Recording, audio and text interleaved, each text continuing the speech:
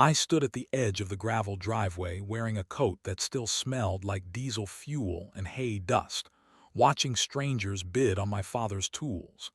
September 1973, and the Wyoming wind carried that particular sharpness that comes just before the hard cold sets in. The kind of wind that cuts through denim and finds the spaces between your ribs where doubt lives. The auctioneer's voice rolled across the barnyard in that peculiar rhythm auctioneers use, a sound somewhere between singing and drowning.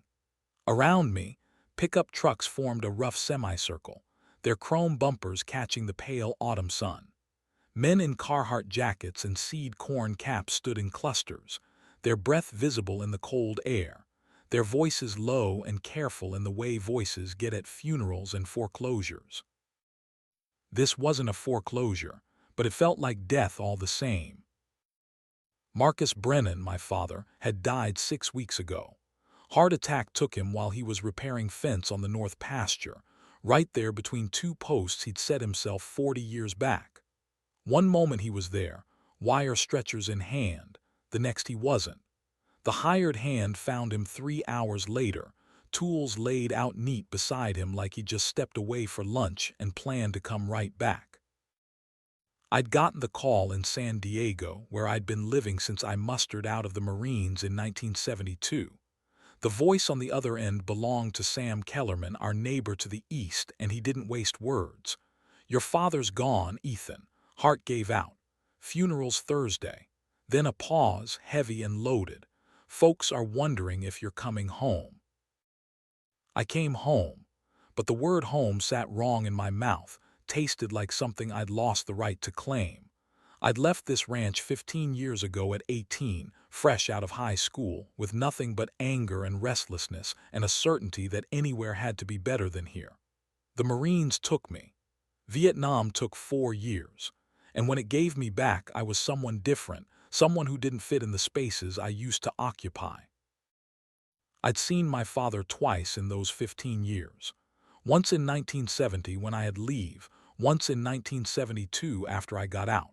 Both visits were stiff and awkward, full of silences that neither of us knew how to fill. He didn't ask me to stay. I didn't offer.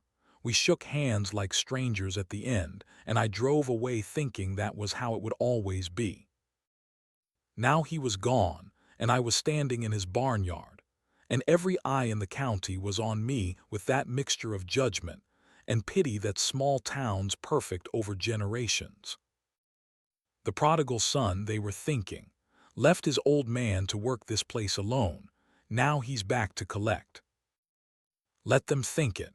I'd learned in the jungle that what people think doesn't kill you, only what they do. The auctioneer worked through the smaller items first. Marcus's Lincoln stick welder, the red paint still bright, went for $320 to Henrik Morrison from down the valley. A set of log chains. An old Farmall H tractor Marcus kept for parts. A grain drill with wooden seed boxes that had belonged to my grandfather. Things a man collects when he thinks he has all the time in the world. I watched it all with something hard and cold settling in my chest. This wasn't just selling iron. This was dismantling a life piece by piece, offering up a man's 40 years of work to whoever had cash in their pocket and a need to fill. The crowd parted slightly, and I heard the truck before I saw it. A Chevy Silverado, brand new, its paint job so perfect it looked like it had never seen mud. It pulled into the barnyard with the kind of confidence that comes from never having heard the word no, and Clayton Voss stepped out. He was a big man, maybe 6'2", with shoulders that strained the seams of a denim jacket so knew the creases were still sharp. 48 years old, and he looked like he'd never missed a meal or a payment in his life. His boots were Tony Llamas, barely scuffed. His belt buckle was the size of a saucer, commemorating some rodeo championship I didn't care about. He surveyed the auction like a man surveying property he already owned, and his eyes found me immediately. Clayton Voss had inherited his father's ranch 5 years back and had been expanding ever since. First in the county to buy a fully loaded John Deere with a cab and air conditioning. farmed his land hard, corner to corner, and talked at the co-op about efficiency and economies of scale like they were religion. He saw ranchers like my father as relics, dinosaurs clinging to a past that progress was plowing under. He walked straight toward me, not bothering with the equipment, not pretending this was about bidding. The crowd went quiet enough that I could hear his boots on the gravel. He stopped 3 feet away, close enough that I could smell his cologne, something expensive and out of place. Ethan, his voice carried that particular mix of false sympathy and real condescension. Sorry for your loss. Marcus was a good man, worked hard. I didn't say anything, just waited. He got to it quick. This is sad business, selling a man's tools like this. Doesn't seem right. He gestured at the auction, at the crowd, at the whole situation. I want to make this easy on you. Let me buy the whole thing. The land, the cattle, the equipment, all of it. Cash offer. $185,000. The number hung in the air between us. It was more than fair by any conventional measure. 240 acres at $770 an acre, plus 32 Black Angus cattle plus equipment. Clean, simple, done. You could go back to California, he continued. Get a place near the ocean. No more worrying about drought or cattle prices or whether the roof's going to hold another winter. Fresh start. The offer was designed to sound generous, but I heard what was underneath it. I heard a man who saw a grieving son, someone who'd abandoned this place years ago and had no right to it now. I heard a man who thought he could erase Marcus Brennan's 40 years of work with a single check, file it away as just another parcel added to his growing empire. He was offering to delete my father. I looked past him, past the shiny truck and the perfect boots to the barn. It was a simple structure, built in 1955 by Marcus and my grandfather. Red paint fading to rust in spots, but the bones were solid. Hip roof, positioned southeast to break the prevailing northwest winds. No fancy ventilation systems or automated anything. Just honest lumber and craftsmanship, and a design that had protected livestock through 40 Wyoming winters. Inside that barn were 32 cattle. Not a huge herd by modern standards, but they were paid for. The land was paid for. The house was paid for. The only debt Marcus Brennan had left behind was the feed bill at the co-op, and today's auction would cover that 3 times over.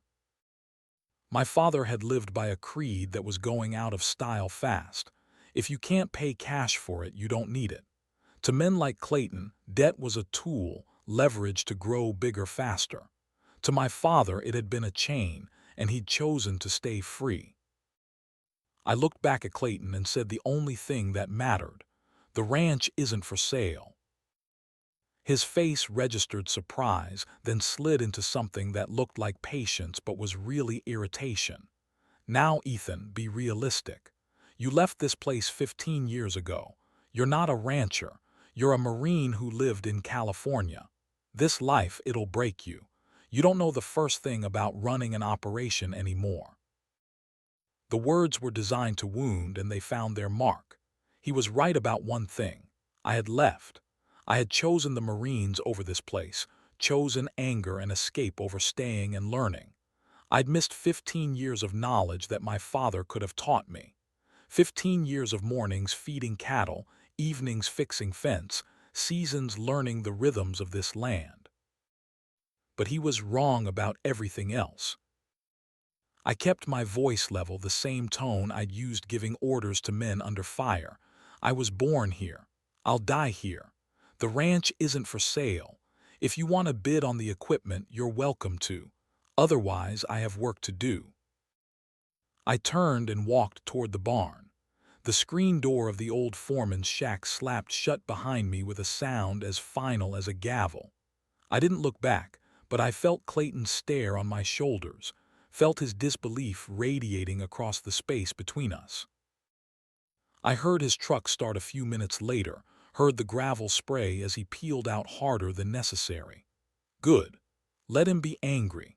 Let him go back to his air-conditioned cab and his $500,000 in debt and his empire built on borrowed money. I had 32 cattle to figure out how to keep alive. The auction continued without me. I stood in the barn, my hand on the rough wood of a stall partition Marcus had built, and tried to breathe around the weight in my chest. The cattle shifted in their pens, patient and calm, their dark eyes watching me with that particular intelligence cows have, like they know more than they're saying. Through the barn door, I could see the last of the equipment being sold. A two-bottom plow Marcus had bought used in 1968, a set of hay forks. The crowd was thinning now, trucks pulling out, the church ladies packing up their coffee urn and their stale donuts nobody really wanted but everyone bought anyway. By sunset, they were all gone. I walked through the evening quiet to the workshop. It was a small heated room my father had built off the side of the machine shed, insulated well enough to work in during winter. I'd avoided this space since I got back. It felt too much like him. The door stuck slightly, swollen from moisture, and I had to put my shoulder into it. Inside, the air smelled like motor oil and sawdust, and that particular scent of a place where a man spent most of his waking hours. Tools hung on a pegboard wall in perfect order, their outlines traced in black marker. Wrenches organized by size. Socket sets in graduated rows. Screwdrivers, pliers, wire brushes, each with its designated spot. A lifetime of organization, of a mind that believed everything had its place and worked better when it stayed there. On the sturdy wooden workbench sat his main toolbox, a heavy red craftsman chest with drawers that slid on ball bearings smooth as silk. I opened it slowly, half expecting something to jump out, some ghost or memory made solid. Inside were more tools, organized with the same meticulous care. But there, tucked beneath a tray of socket extensions, was something that didn't belong in a toolbox. A book, leather-bound, the size of a ledger. The leather was worn soft, dark brown, supple from years of being handled. My hands shook as I lifted it out. The cover had no title, just a piece of brass plate screwed into the leather with words engraved. BRNNAN Ranch Operations Manual. Below that, in smaller letters, for ETHAN. I opened it to the first page. My father's handwriting filled the space, that careful, deliberate script he used for anything important. The date at the top was August 1973, 1 month before he died. For Ethan, if you come home, everything you need is here. Love, Dad. The workshop blurred. My chest seized and something broke loose inside me that I'd been holding back for 6 weeks. I sank onto the wooden stool and just sat there, clutching the journal, trying to breathe. When I could see again, I started reading. The journal was dense, methodical, organized with the same care as the tool wall. Sections on cattle breeding, detailed records of each animal's lineage and production history. Diagrams of the ranches, 6 pasture sections with notes on rotation schedules and carrying capacity. Soil composition maps. Machinery maintenance schedules with part numbers and specifications. A complete section on the International Harvester 1066 tractor with exploded diagrams of every major system. Near the front, a page titled, Breeding Plan 1974-1980. I read it carefully. Marcus had been planning to improve the herd through artificial insemination, using superior genetics from proven sires to upgrade the cattle's quality without having to buy expensive breeding stock. He'd researched bloodlines, made notes on carcass characteristics and feed efficiency and temperament. This wasn't just maintaining a herd. This was systematic improvement, building toward something better. Further in, I found a land survey map of our ranch and the surrounding properties. 3 parcels were highlighted in red pencil, each bordering our land. Beside them, notes in Marcus's hand. These will come available 1975-1980. Don't buy all 3. Choose the one with water rights and south grazing. Value is in strategic fit, not size. Save cash. When crisis comes, land will be cheap. That's when you buy. He'd been planning 5 years out, 10 years out, planning for a future he somehow knew he wouldn't see. I kept reading, and with each page I felt something shifting in my understanding. This wasn't just a ranch manual. This was my father teaching me, continuing the education he'd started when I was a boy and interrupted when I left. He was still here, still guiding, still preparing me for what was coming. In a section labeled Philosophy, I found this. If you can't pay cash for it, you don't need it. Debt is a chain. I've watched men lose everything because they borrowed against tomorrow to pay for today. The land doesn't care about your ambitions. It only cares about whether you can survive the bad years, and the bad years always come. Below that, Clayton Voss is borrowing too much. His empire looks impressive, but it's built on sand. When the wind shifts, and it will, everything he's built will blow away. Be patient, be ready, be debt-free. My father had seen it coming, had understood that Clayton's expansion, everyone's expansion, was unsustainable, had positioned this ranch to survive what others wouldn't. I read until full dark, until my eyes burned and my back ached from hunching over the workbench. The cattle would need feeding soon. The work wouldn't stop just because I was grieving or overwhelmed or trying to understand how a man could love his son this much and never say it out loud. I closed the journal and carried it back to the house. The kitchen was exactly as Marcus had left it, coffee cup in the sink, newspaper folded on the table, reading glasses on top. The calendar on the wall still showed August, the last month he'd lived through. I made myself eat something. Bread and butter, glass of milk, fuel more than food. Then I sat at the kitchen table under the yellow light and opened the journal again, this time to the back. Tucked into the last pages, in an envelope marked with my name, I found photographs. Me as a boy, maybe 8, sitting on a tractor seat too big for me, grinning. Me at 14, helping Marcus load hay bales, both of us sweaty and tired and happy. Me at 17, the summer before I left, standing beside him at a cattle auction, both of us looking at something off camera. I didn't remember these being taken, didn't remember anyone with a camera, but someone had been there, preserving these moments, and Marcus had kept them all these years. Under the photos, a single sheet of paper folded once. The date at the top made my breath catch. September 12, 1973, 3 days before he died. The handwriting was shakier than in the rest of the journal, like it had been written in a hurry or under stress. Ethan, if you're reading this, my heart finally gave out like I knew it would. Don't be angry that I didn't tell you. There was nothing to be done. Doc Matthews said 6 months, maybe a year. That was back in June. I didn't want our last conversations to be about dying. I wanted them to be about living, about this place, about what matters. I know you think you abandoned me when you left. You didn't. You went to find your own way like every son has to. I was proud when you joined the Marines. Proud when you served. Proud when you came home alive, even if you came home different. This ranch is yours now. Not because you're my son, though you are and always will be. It's yours because I built it to last. 240 acres, no debt. 32 cattle with good genetics. Equipment that's simple enough to fix with basic tools and knowledge. I built it to survive the storms that are coming, and they are coming, Ethan. The economy, the interest rates, the whole house of cards men like Clayton are building, it's all going to collapse. When it does, you'll be standing. Not because you're lucky, because you're prepared. Everything you need is in this journal. The technical knowledge, the breeding plans, the financial wisdom. But more than that, you need to know why this matters. After the war, you'll struggle to find purpose. I know. Your grandfather did after he came back from Europe in 1945.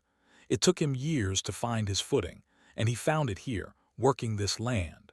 There's something about caring for animals, about fixing what's broken, about the rhythm of seasons that heals the parts of a man that war tears up. This ranch isn't about cattle or land. It's about purpose. It's about building something that lasts. It's about honest work that means something. You'll face doubt. People will tell you you're doing it wrong, that you need to grow or die, that staying small is failure. Don't listen. Look at what's around you.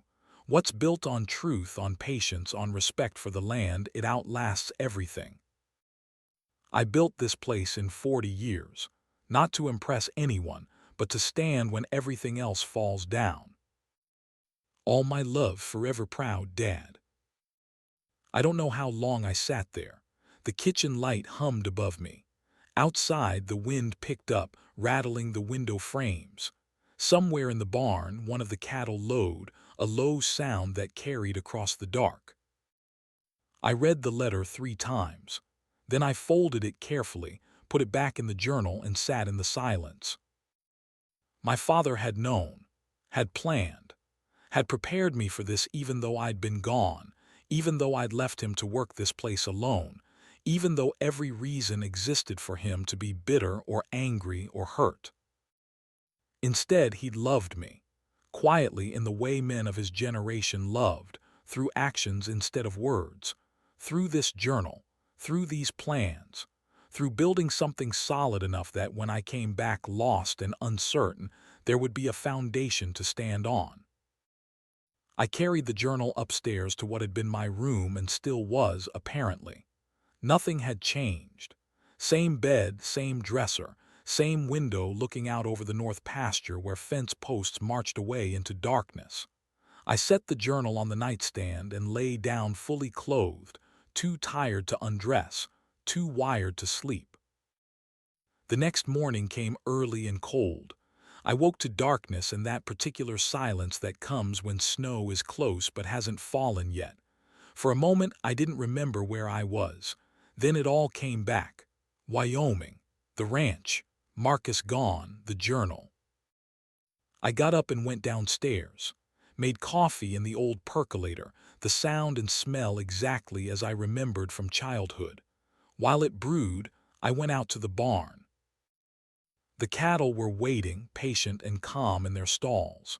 32 black Angus, their coats gleaming dark in the overhead lights. They knew the routine even if I'd forgotten it. Feed first, then water, then turn them out to pasture if the weather held. I found the feed room exactly as organized as the workshop. Bags of grain stacked neat, hay bales arranged by cutting date, supplements labeled and sorted. A clipboard hung on the wall with feeding schedules and individual animal notes in Marcus's handwriting. I started feeding. It came back slowly, muscle memory from childhood taking over where conscious thought failed. Scoop the grain, distribute it evenly, check the water tanks, throw hay. Simple work, repetitive, meditative. By the time I finished, the sun was coming up, painting the eastern sky in shades of orange and gold. I stood in the barn door, coffee in hand, and watched the light change. The cattle filed out to pasture, moving in their deliberate way, and for the first time since I'd gotten the call about Marcus, something in my chest loosened slightly. This was the work. This was what he'd done every morning for 40 years. Not complicated, not glamorous, just necessary and honest and somehow sufficient. I spent that first week learning the rhythms again. Feed in the morning, check fence lines, maintain equipment, feed again in the evening. The journal was my constant companion, answering questions before I knew to ask them. Which pasture to rotate to? How much grain per animal per day? When to call the vet? What sounds the equipment made when it was running right versus when something was failing? Sam Kellerman stopped by on the 3rd day, driving his old Ford with a stock trailer behind. He was 70 if he was a day, lean and weathered like old leather, with eyes that missed nothing. "Got something for you." He climbed out slow, joints stiff from decades of ranch work.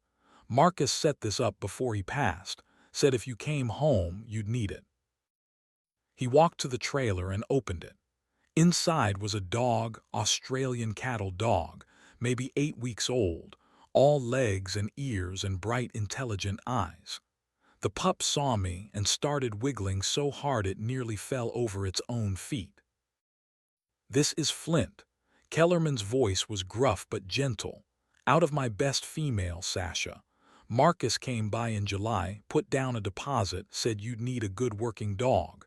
Said you'd know when the time was right." I knelt down and the puppy launched itself at me, all tongue and warmth and absolute confidence. It licked my face, chewed on my fingers, made little growling sounds of pure joy. Something cracked open in my chest, the same raw place that had opened when I found the journal. Marcus had planned this, had known I'd need a companion, a partner in the work, had arranged it months before he died. Kellerman cleared his throat, looking away politely while I got control of my face. "Marcus paid in full. Dog's yours. He's got good instincts, smart as they come. Treat him right, he'll work for you 10 years easy." "What do I owe you?" He shook his head. "It's handled, just take care of him. And Ethan," he met my eyes directly, "your old man was proud of you, talked about you all the time, said you'd come home when you were ready and this place would be waiting. He was right." After Kellerman left, I sat on the porch steps with Flint in my lap, this warm, solid weight of fur and potential, and felt the pieces starting to come together. The ranch, the journal, the dog. Marcus had equipped me for this, prepared me, given me everything I needed. Now I just had to prove I could use it. The first real test came in December. Winter hit hard that year, the kind of cold that makes your lungs ache and your bones feel brittle. By the 20th, we'd had 6 days straight of below-zero temperatures. Snow piled in drifts against the north side of the barn, and the wind came howling down from Canada like it had a personal grudge. It was on one of those bitter mornings, the air so cold it hurt to breathe, that the International Harvester 1066 chose to quit. The 1066 was the heart of the operation. It ran the hay wagon, powered the manure spreader, hauled feed from the storage barn to the cattle. Not fancy, not new, but honest and reliable. Or it had been until it sat in the machine shed, cold iron refusing to wake up. I climbed onto the seat, my breath coming out in white clouds. I pulled the choke, hit the starter. The engine turned over slow and protesting but wouldn't catch, not even a sputter. I tried again. The battery groaned, nothing. Panic touched the back of my neck with cold fingers. A broken tractor in December wasn't an inconvenience. It was a crisis. The cattle needed feeding. They were standing in their stalls right now, shifting impatiently, their breath hanging in clouds, waiting for me to do what needed doing.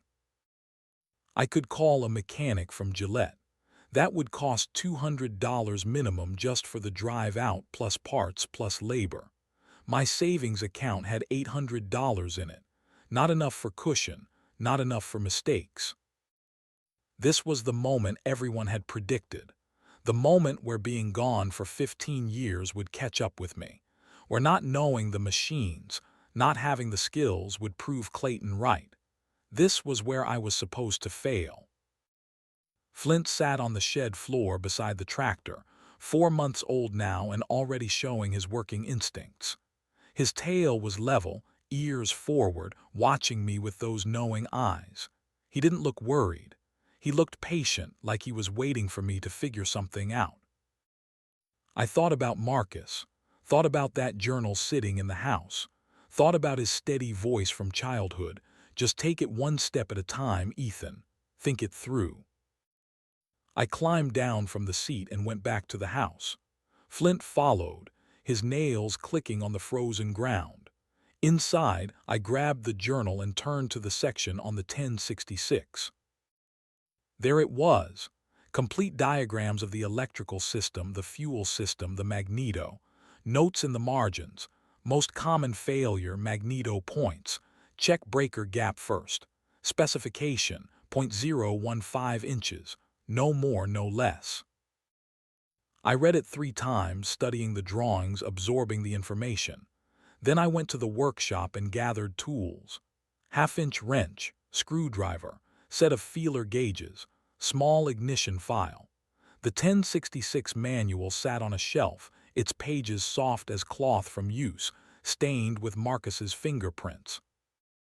I carried it all back to the machine shed. Flint had taken up position on my feet, his warm body pressed against my boots. Even through the leather I could feel his heat. Small comfort, but it steadied me. I started with basics, fuel first. The tank was half full, the sediment bowl clean, not a fuel problem. That left spark. I pulled the wire off the #1 spark plug, held the metal end a 1/4 inch from the engine block and cranked the starter. No blue arc jumped the gap. No spark. The magneto. The International Harvester 1066 didn't use a modern distributor and coil setup. It had a self-contained magneto, a complex assembly of gears and magnets and points that generated its own spark. When it worked, it was reliable as sunrise. When it failed, it was a mystery to most people. I stared at the red cast-iron housing bolted to the side of the engine. In that moment, it might as well have been alien technology. But the journal was open on the tractor seat, Marcus's diagram clear and detailed, and his words were there in the margin, written for me. The 2 bolts holding the magneto in place were frozen solid, seized by years of heat and cold in Wyoming weather. I put everything I had into the wrench. My knuckles went white. The cold metal bit into my palm through my work glove. Then, with a sharp crack that echoed in the shed, the bolt broke free. I removed the magneto carefully, feeling its weight, cold and solid in my hands. Carried it to the workshop like I was carrying something sacred. Under the bright work light, I unscrewed the cap and looked inside. The components were small, intricate, intimidating, but the diagram was clear. I found the breaker points, 2 small contacts that should open and close as the engine turned. These were pitted and blackened, fused together with carbon buildup. No wonder there was no spark. The manual showed how to clean and reset them in an emergency. I didn't have new points. The parts store in Gillette was 28 miles away through snow-packed roads, but I had Marcus's tools and his instructions. I took the ignition file and worked at the surfaces, filing carefully until they were smooth and bright. Then I found the feeler gauge, 0.015 inches, and adjusted the gap until the thin metal slid through with just the slightest drag. Reassembly was harder. The magneto had to be timed to the engine correctly, or it would spark at the wrong moment, and the tractor would never run. The manual explained how to listen for the impulse coupling snap, how to find top dead center on #1 cylinder, how to align everything. I did it wrong the first time. When I bolted the magneto back in and tried to start the engine, nothing happened. Same dead silence as before. The failure hit like a physical blow.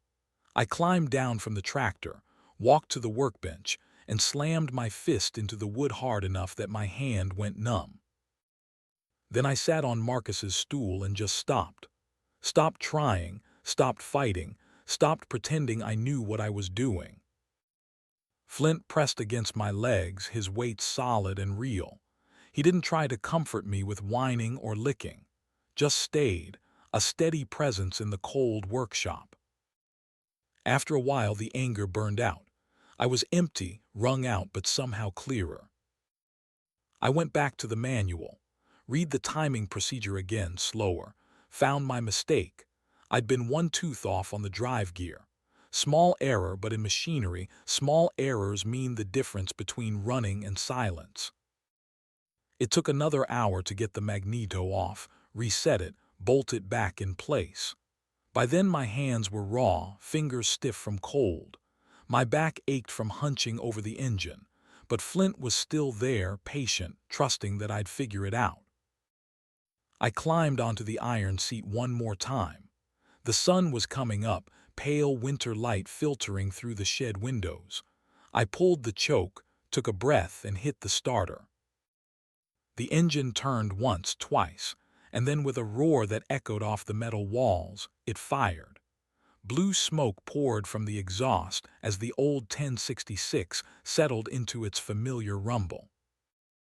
I sat there on the cold seat as something rose up in my throat, half laugh, half sob. My hands were shaking. Flint jumped up beside me, tail wagging so hard his whole body shook. I'd done it, not perfectly, not easily, but I diagnosed a magneto failure, disassembled it, cleaned and reset the points, timed it to the engine, and gotten it running. Me, the prodigal son who'd been gone 15 years, the Marine who Clayton said wasn't a rancher. If I could do this, if I could fix a magneto in a freezing shed with nothing but a journal and basic tools, then maybe I could do anything. The cattle were getting impatient, their lowing growing louder. I put the 1066 in gear and drove it to the hay wagon. The machine responded like it always had, asking nothing more than basic maintenance and someone willing to learn. As I fed the cattle that morning, Flint trotting at my heels, I thought about what the men at the co-op would say if they knew what I'd just done. They wouldn't believe it, would find some way to dismiss it, to explain it away. Better not to tell them. Better to keep working, keep learning, keep surviving quietly. That afternoon, I sat at the kitchen table with the journal open and wrote my first entry in the back pages where blank space waited. December 21, 1973. Fixed magneto on 1066. Took 3 tries, but she runs. 32 cattle fed and watered. Flint growing into his work.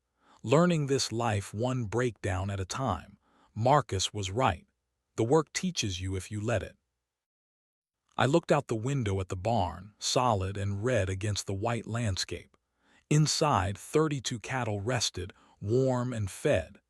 The 1066 sat ready for tomorrow's work.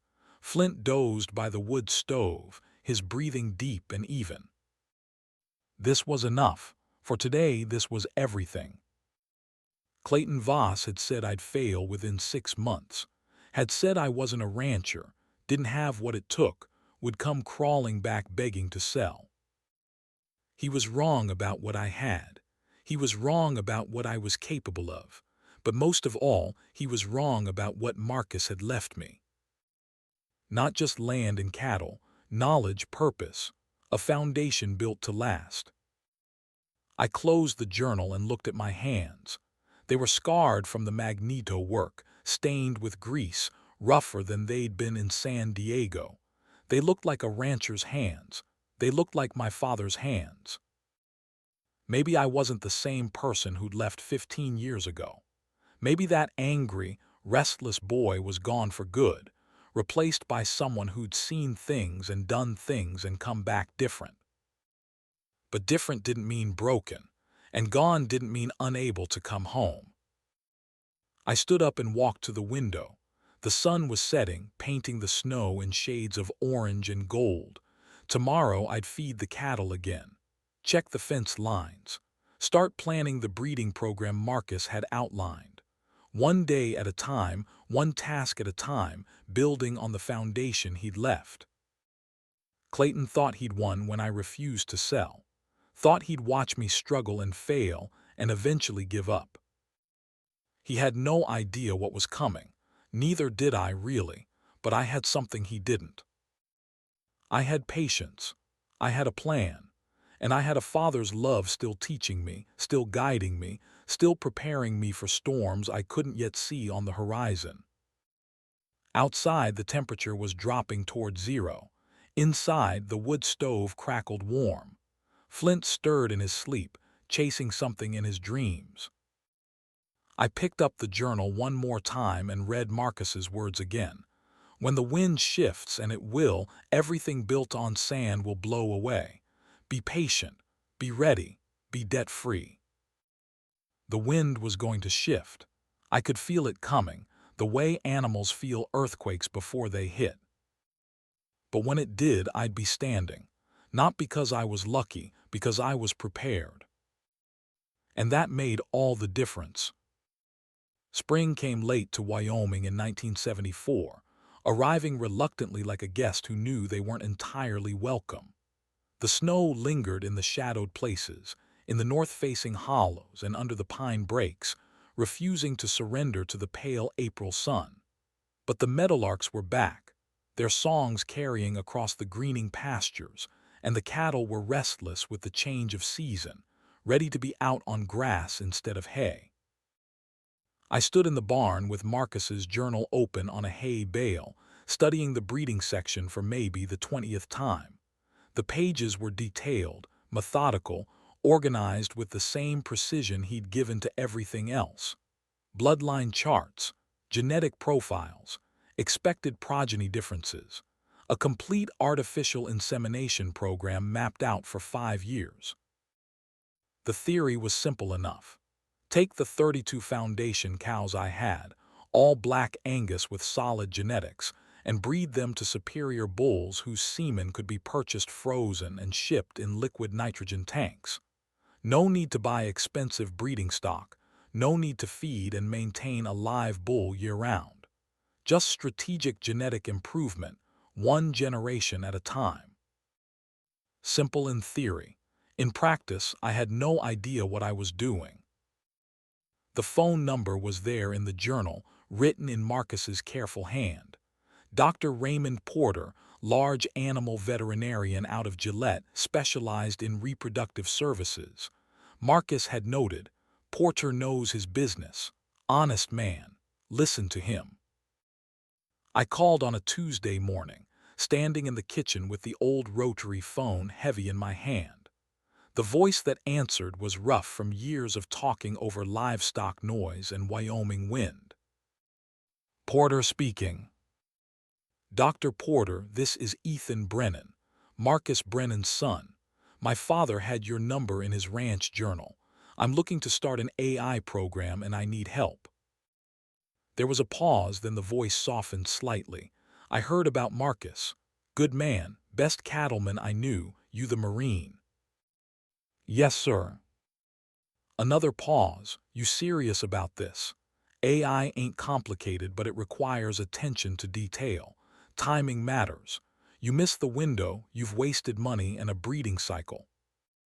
I'm serious. All right then, I'll come out Friday. Bring my teaching kit. We'll start with the basics. He arrived 3 days later in a Ford truck that had seen better decades, pulling a small trailer with a portable chute and what looked like half a veterinary clinic's worth of equipment. Porter himself was in his 60s, lean and weathered, with hands that moved with the economy of someone who'd done the same motions 10,000 times. We spent 4 hours in the barn. He showed me how to read a cow in heat, the behavioral signs that marked the narrow window when breeding would take. Standing heat, he called it, when she'll let other cows mount her and won't move. That's your target. 12 to 18 hours after standing heat starts, that's when you breed. He demonstrated with a practice dummy, loading the breeding gun with an empty straw, showing me the technique.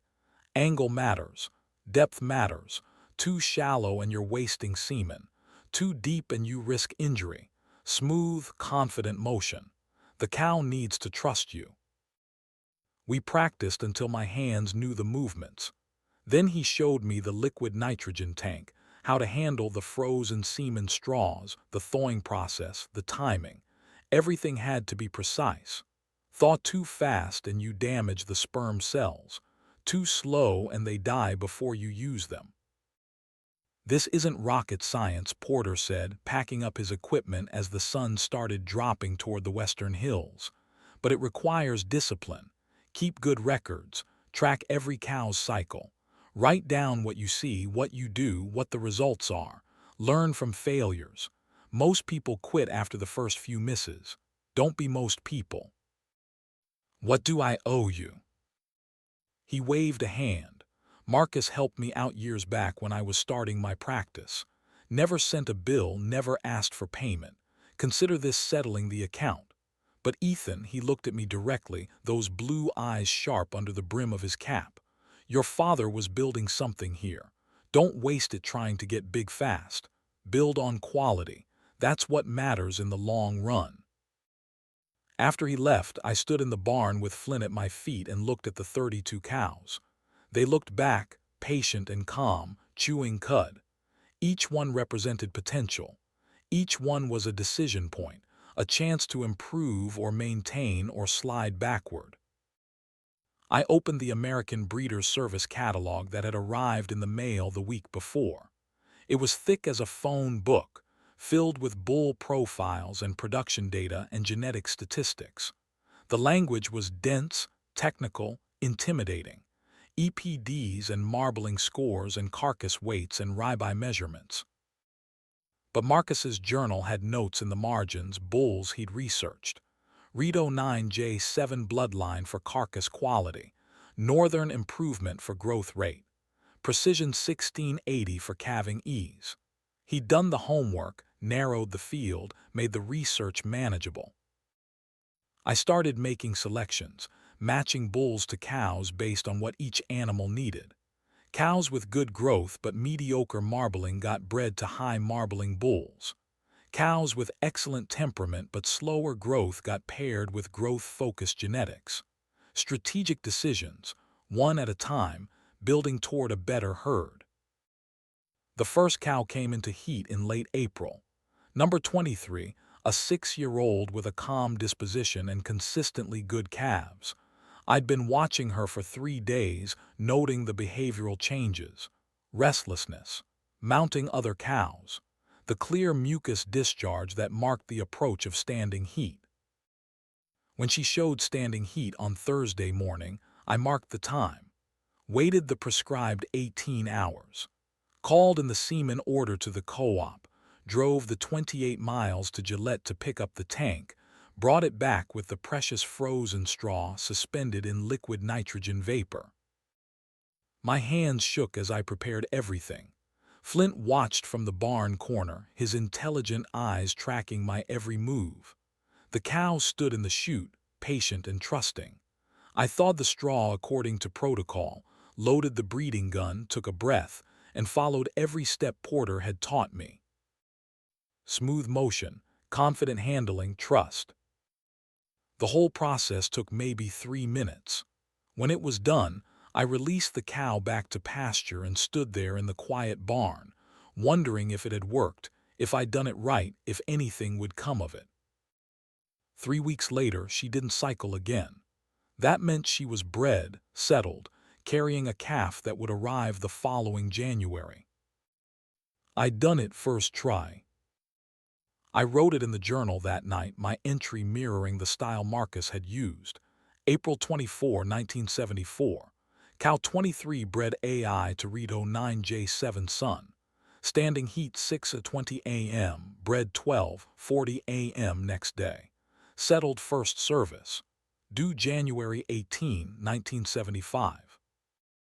Simple notation, but it represented something larger. I was learning this life, step by step, season by season, not just maintaining what Marcus had built, but actively improving it. While I was learning to breed cattle, Clayton Voss was learning to borrow money. The news came through the township grapevine, the way news always does in small communities, carried from the bank to the feed store to the cafe to every ranch kitchen in the county. Clayton had bought the Miller Ranch. I heard it at the co-op in early May, picking up mineral supplement for the herd. The men gathered around the coffee counter, their voices carrying that particular mix of admiration and anxiety that comes from watching someone take a risk you'd never dare. You hear about Voss, bought the whole Miller operation, 320 acres, paid $2,400 an acre. That's $768,000. Borrowed every penny. Banks got a mortgage on his original place and the new land both. That's near about $1 million in total debt. That's modern ranching. Got to spend money to make money. Can't grow if you're scared of debt. Their eyes found me as I walked past with my order. The conversation faltered.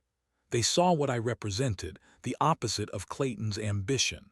Small operation, old equipment, 32 cows. Marcus Brennan's kid playing at ranching while the real men built empires.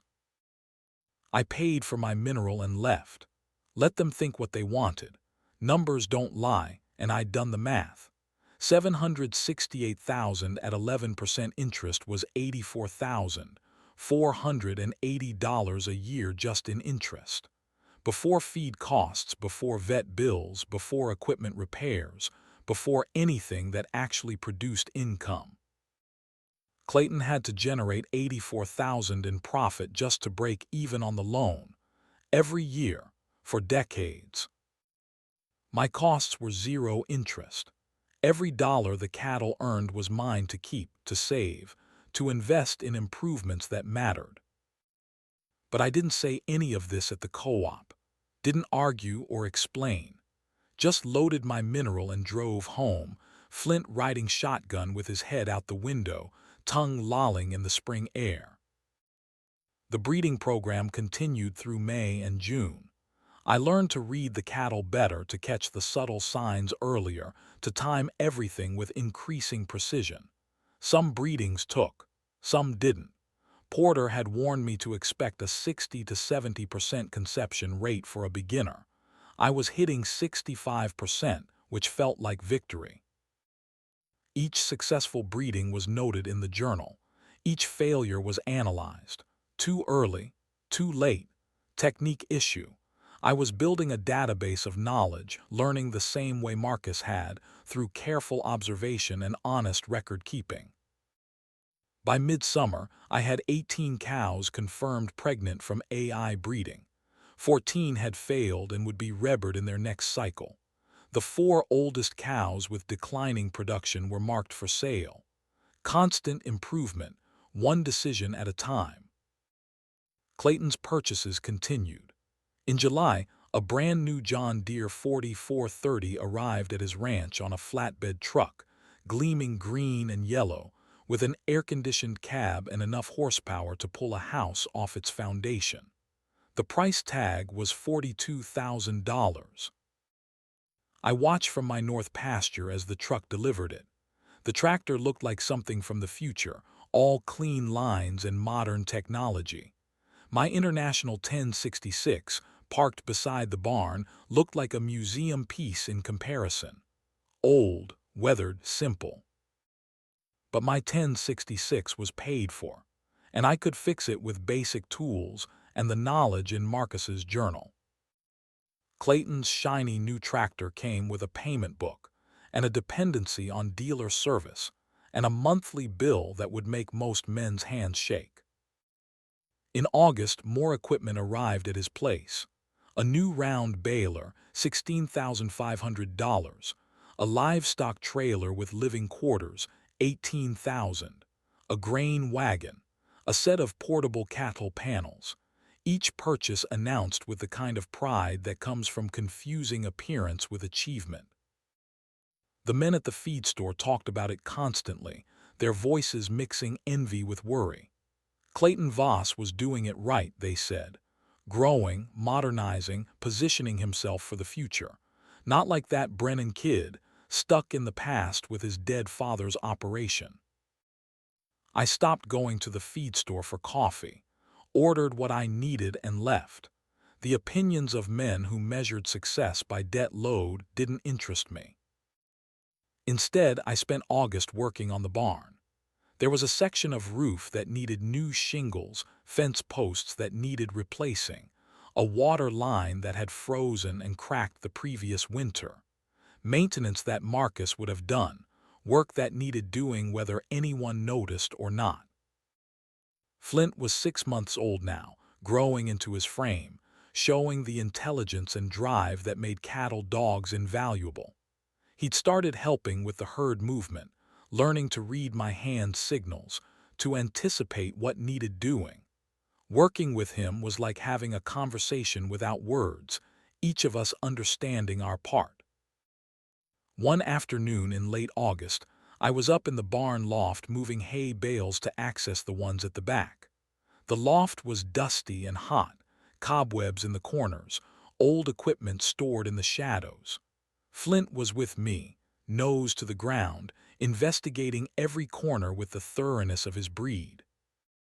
He barked once, sharp and insistent, then pawed at something in the corner beneath a loose board. I knelt beside him, worked the board free. Underneath was a metal box, rusty at the edges but intact, the kind of fireproof document box men keep important papers in. I carried it down into the light, my heart starting to beat faster. Inside were papers, carefully folded and preserved. Registration certificates from the American Angus Association, some of them going back 25 years. Each certificate represented a cow in our herd, documented proof of bloodline and pedigree. I spread them out on a hay bale and started reading. 18 of my 32 cows were registered, their lineages traceable to some of the most prestigious herds in Colorado and Montana. Foundation stock from operations that sold breeding animals for $5,000 and $10,000. Genetics that serious breeders paid premium prices to access. Marcus had never mentioned this, never showed these papers, never bragged about the quality beneath the plain black hides.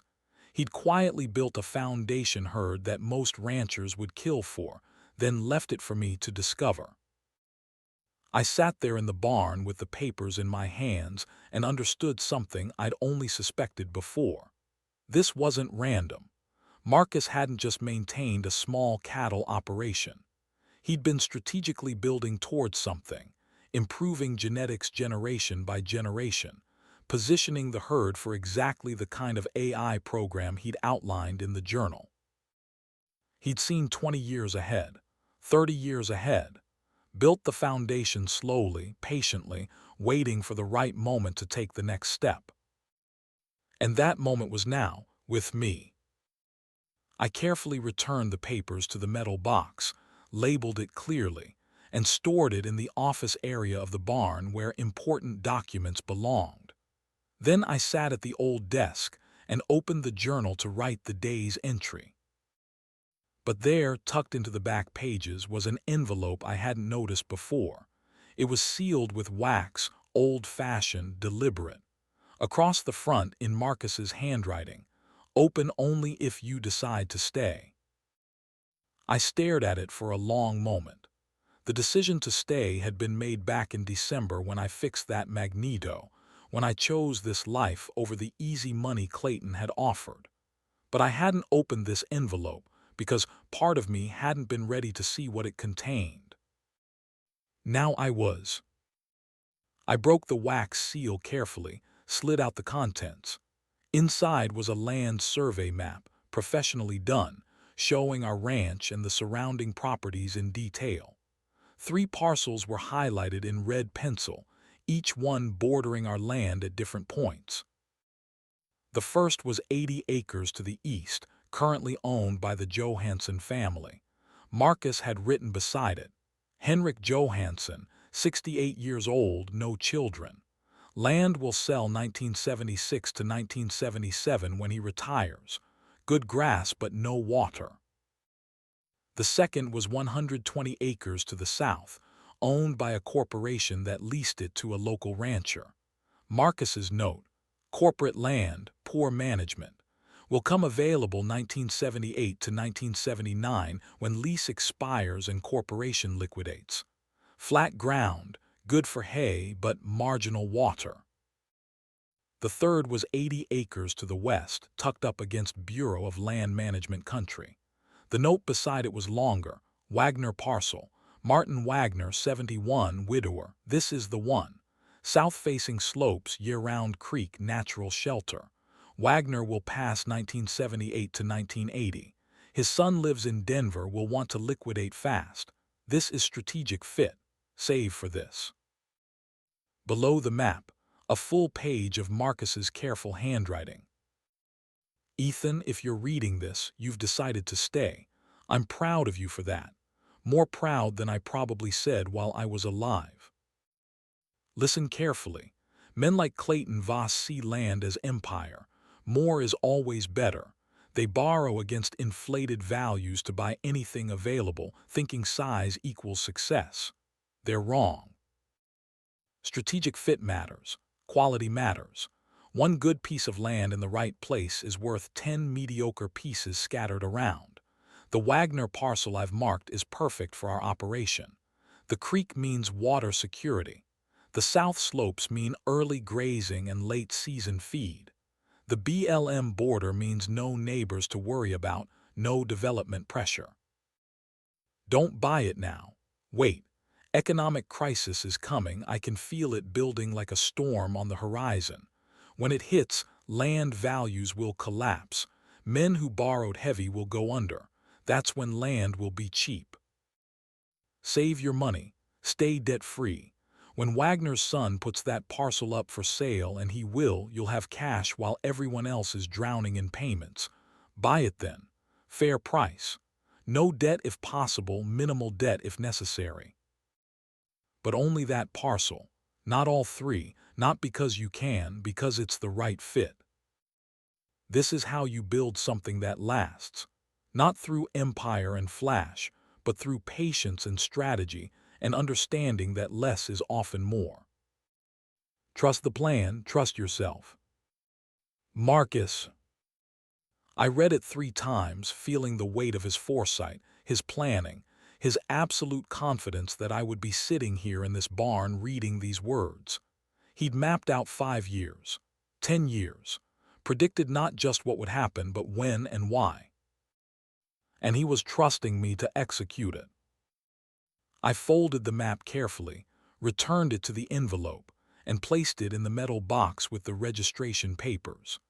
Then I sat in the quiet barn, listening to the cattle shifting in their stalls, and felt the full weight of what I'd inherited. Not just land and livestock, vision, strategy, a framework for building something that would outlast both of us. The first calf from the AI program was born on January 18, 1975, right on schedule. I'd been monitoring cow 23 for 2 days, watching for the signs Porter had taught me. Utter development, pelvic relaxation, the restlessness that preceded labor. It was 3 in the morning when Flint alerted me, a sharp bark from where he'd been sleeping by the wood stove. I pulled on my boots and coat and went out into the bitter cold.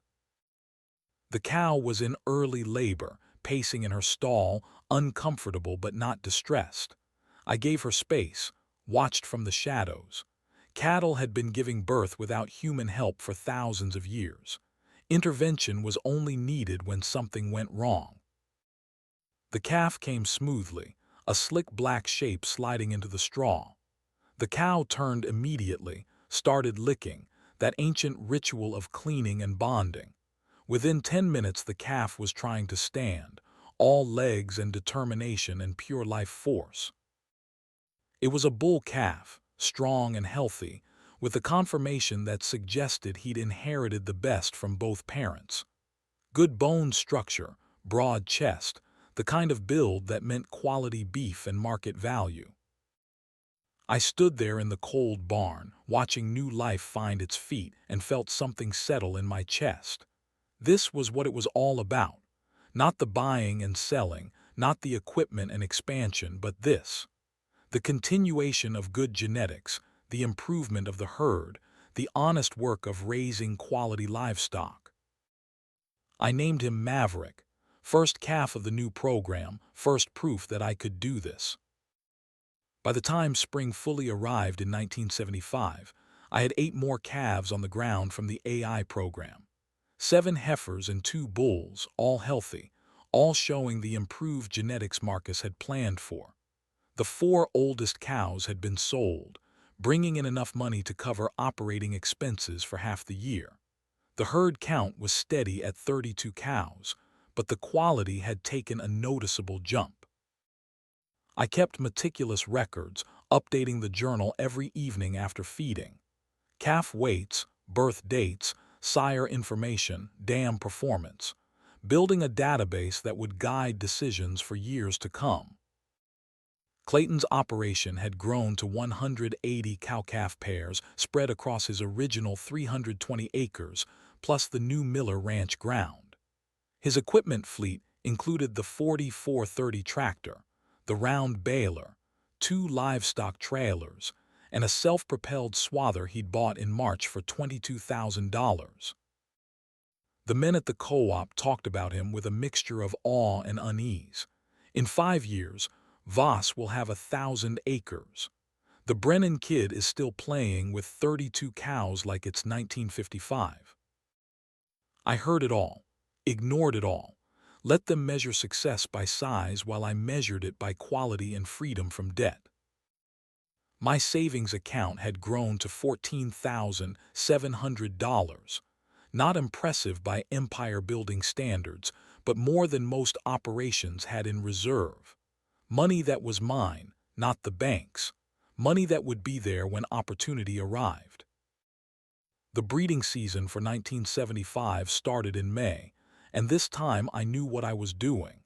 The learning curve had flattened. I could read a cow in heat from across the pasture, knew the timing by instinct now instead of careful calculation. My conception rate had climbed to 78%, better than many experienced AI technicians. Dr. Porter stopped by in June, ostensibly to check on a cow with a slight limp but really to see how I was progressing. He walked through the herd, looking at the calves from the previous year's breeding, noting their condition and conformation. "You're doing it right." His voice carried approval. "These calves are as good as I've seen from this breeding program.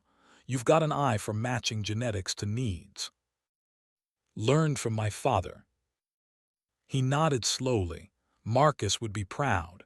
This is exactly what he was working toward, quality over quantity. Most people don't have the patience for it.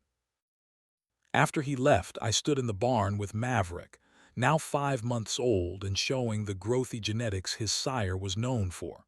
The calf was friendly, calm, easy to handle. Good temperament to go with the good conformation. This was the proof. Not just that AI worked, but that the strategic breeding program Marcus had outlined was producing results.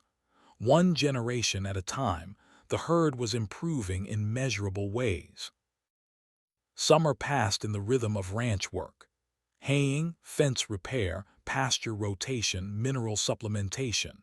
Simple work, repetitive, meditative.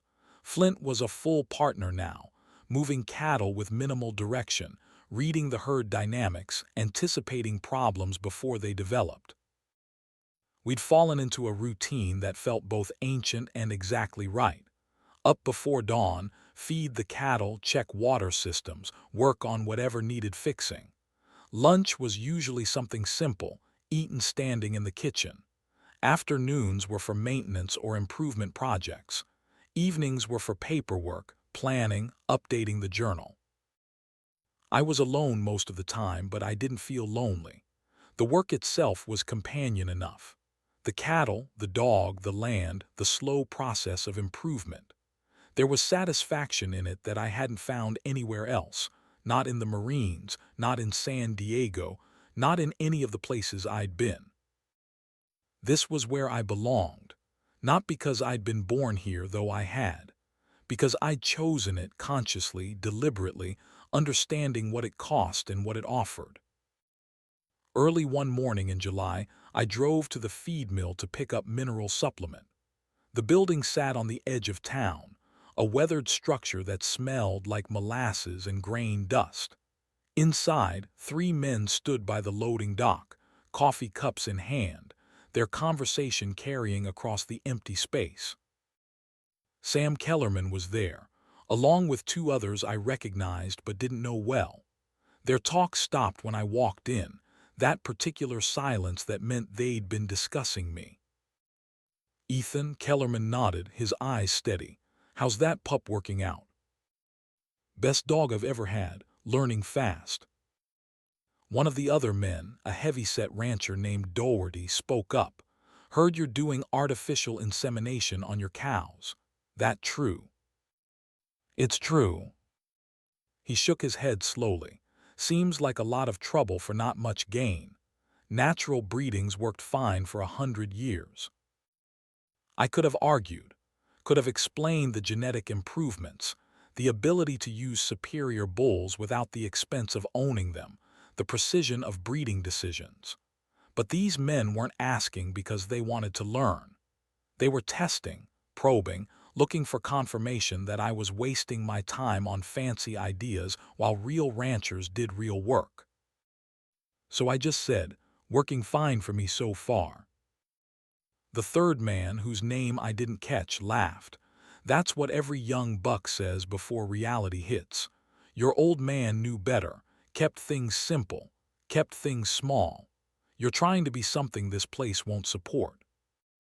I paid for my mineral and left, but the conversation stuck with me, turning over in my mind as I drove home. They were wrong, fundamentally wrong, about what I was doing, but they wouldn't see it until the results were undeniable. And even then, some of them would find ways to dismiss it, to protect the worldview they'd built their lives around. That afternoon, I was in the barn updating records when I heard a vehicle in the yard. Through the window, I saw not Clayton's shiny truck but an older Dodge, paint faded, one fender dented. A woman got out, maybe mid-40s, wearing jeans and a work shirt, her hair pulled back in a practical ponytail. She knocked on the barn door frame. "Mr. Brennan." I walked over. "That's me." "I'm Ellen Wagner. My father owns the 80 acres west of you." She paused, choosing her words carefully. "I heard you're doing well with your cattle operation, using modern breeding techniques." The name Wagner made my pulse quicken. This was the property Marcus had marked on the map, the strategic parcel with the creek and south-facing slopes. But Wagner was supposed to be an old man with a son in Denver. This was his daughter. "Word travels fast," I said. "Small community." She looked past me at the cattle visible through the barn door. "My father's getting older, not able to manage his place like he used to. I live in Sheridan, work as a teacher. My brother's in Denver. Neither of us want a ranch." She met my eyes directly. "When the time comes, we'll need to sell. I wanted you to know that, in case you're interested." "I appreciate you telling me." "Dad always spoke well of your father," said Marcus. "Brennan was the smartest rancher in the county because he never borrowed more than he could pay back in cash within a year." She smiled slightly. "Said most men treat the bank like a partner when it's really more like a snake. Useful if handled right, deadly if you're careless." "Your father sounds like a wise man." "He is, and he'd want the land to go to someone who'd respect it, not someone who just add it to an empire and run it into the ground." She pulled a card from her pocket, handwritten with a phone number. "When the time comes. Could be a year, could be 5, but when it does, call me first. We'll work something out that's fair." After she left, I stood in the barn holding that card and thought about Marcus's map, about his predictions written years before they came true. He'd foreseen this conversation, this moment, this opportunity, and he'd positioned me to be ready for it. But ready meant more than just having the desire. It meant having the capital, the credibility, the demonstrated ability to succeed. It meant proving, day by day, decision by decision, that I wasn't just Marcus Brennan's son playing at ranching. I was a rancher in my own right. The next breeding season started with cow 15, a 7-year-old with exceptional mothering instincts but average growth genetics. I'd selected a high-performance growth sire for her, aiming to improve the next generation's feed efficiency and carcass weight while maintaining her calm temperament. The process had become routine now, almost meditative. Watch for signs, time the breeding window, prepare the equipment, execute with confidence, record the results, but routine didn't mean careless. Every breeding was an investment, a decision that would influence the herd for years. By late June, I had 24 cows confirmed bred. 3 had failed to settle and would be rebbered in their next cycle. The 5 remaining were first calf heifers I was giving extra time before breeding, making sure they were fully mature and ready. The herd's genetics were shifting, generation by generation, towards something Marcus had envisioned but never lived to see. Better marbling, improved growth rates, calving ease combined with performance. It was patient work, invisible to anyone not keeping careful records, but the numbers didn't lie. One evening in late July, I was on the porch with a glass of water and Maverick's updated weight records when I noticed smoke rising from Clayton's property. Not wildfire smoke, but the thick black column that meant machinery burning. I grabbed binoculars and looked. One of Clayton's pieces of equipment was on fire in his field, flames visible even at this distance. Within minutes I heard sirens, saw the volunteer fire truck heading that direction. The next day at the co-op, the story was everywhere. Clayton's new round baler had caught fire, total loss, caused by a hydraulic line that had rubbed against the drive shaft until it wore through and sprayed oil onto hot metal. The baler was insured, but insurance wouldn't cover the lost time during haying season or the scrambling to find rental equipment. More significantly, the men's voices carried a new note when they talked about it. Not just sympathy, but worry. Clayton's operation was so leveraged, so dependent on everything working perfectly, that any disruption cascaded into financial stress. The Brennan kid might be doing it slow, one man said, but at least when something breaks, it doesn't threaten to bring down the whole operation. I didn't respond to that, didn't acknowledge that I'd heard it, but I filed it away. The narrative was shifting slowly from Clayton the visionary to Clayton the overextended, and I was shifting from Marcus's kid playing rancher to someone who might actually know what he was doing. In late August, I was working on the International 1066, changing oil and filters, doing the routine maintenance that kept old equipment reliable. The tractor had over 4,000 hours on it now, but it ran as smooth as the day it was built because Marcus had maintained it properly, and I was continuing that pattern. Clayton drove by on the county road, his new 4430 pulling a wagon load of hay. He slowed as he passed, looking over at me bent over the old International with tools spread on a work mat. Our eyes met for a moment across the distance. I saw something in his face I hadn't expected, not contempt or pity, but something closer to unease, maybe even doubt. His empire was showing cracks. The round baler fire, the mounting debt service, the realization that bigger didn't automatically mean better. For the first time since I'd come home, I saw Clayton Voss look at me and wonder if he'd made a mistake. Then he accelerated away, diesel smoke puffing from the John Deere stack, and was gone. September brought the first hint of fall, that quality of light that was both sharper and softer at once. The cattle were sleek from summer grass, the calves strong and healthy.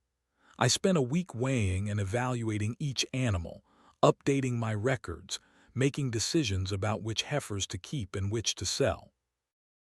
The AI-bred calves were noticeably better than the previous generation.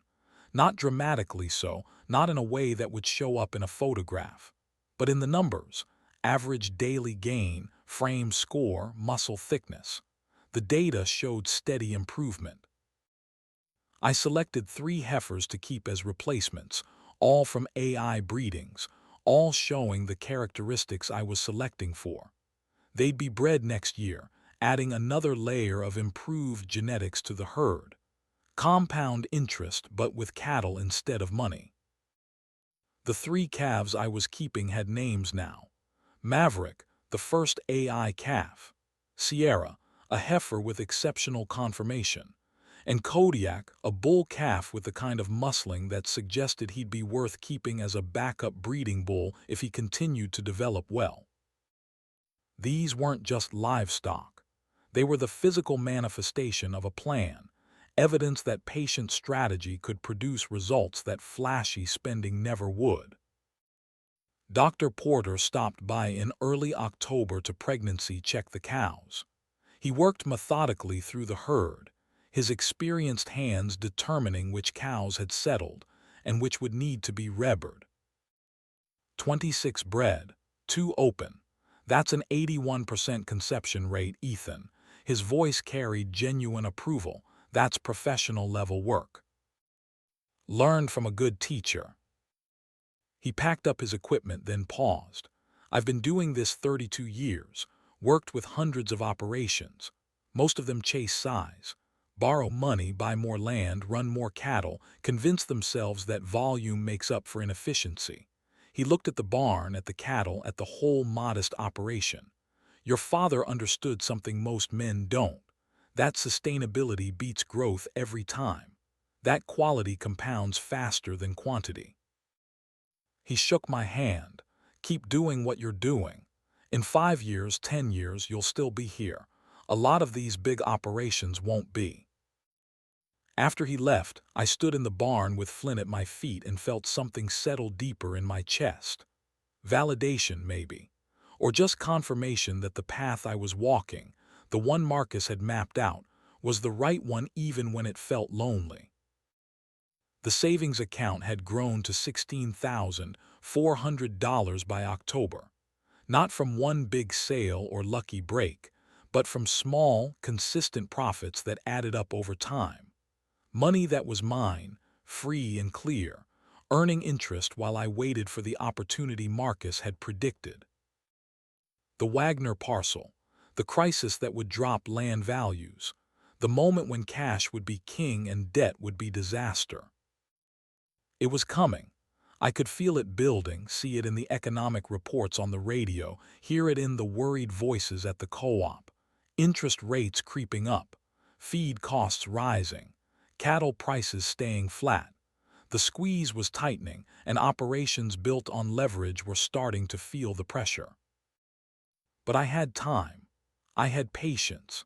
And I had a plan written by a man who'd understood that the race doesn't go to the swift, but to the one still running when the swift collapse from exhaustion. That evening I wrote in the journal, my entry longer than usual. August 28, 1975. 15 months since I came home. Herd holding steady at 32 cows, quality improving every generation. 9 calves on ground from AI program, all healthy, above average growth rates. Savings, $14,700. Debt, $0. Clayton Voss now runs 180 pairs on 640 acres. Estimated debt, $820,000 plus equipment loans. Interest payments alone probably $95,000 annually. The men at the co-op think I'm falling behind. They're measuring the wrong things. I'm not racing Clayton. I'm running a different race entirely. One that Marcus mapped out years ago. One that's about foundation instead of flash. Patient, steady, debt-free. The crisis Marcus predicted is coming. I can see the signs now. Interest rates climbing. Commodity prices unstable. Land values inflated beyond any rational measure. When it hits, Clayton's empire will shake. Mine will stand. Not because I'm smarter, because I'm built on rock instead of sand. Marcus knew, and now I know. The work continues. I closed the journal and walked out to the porch. The sun was setting over the western hills, painting the sky in shades of orange and gold. Flint sat beside me, his breathing calm and even. In the pasture, 32 cattle grazed peacefully, their dark shapes against the grass. This was enough, not for everyone maybe, but for me absolutely. Clayton could have his empire, his debt, his stress, his need to constantly prove himself through acquisition and expansion. I had something simpler, something harder to quantify but more valuable in the long run. I had freedom, purpose, a plan built on wisdom instead of ambition. And I had time, time to do it right, time to build something that would last.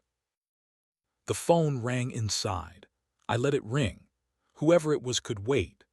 Right now, this moment, watching the sun go down on land I owned free and clear, with cattle improving every generation and a savings account growing every month, this was all that mattered.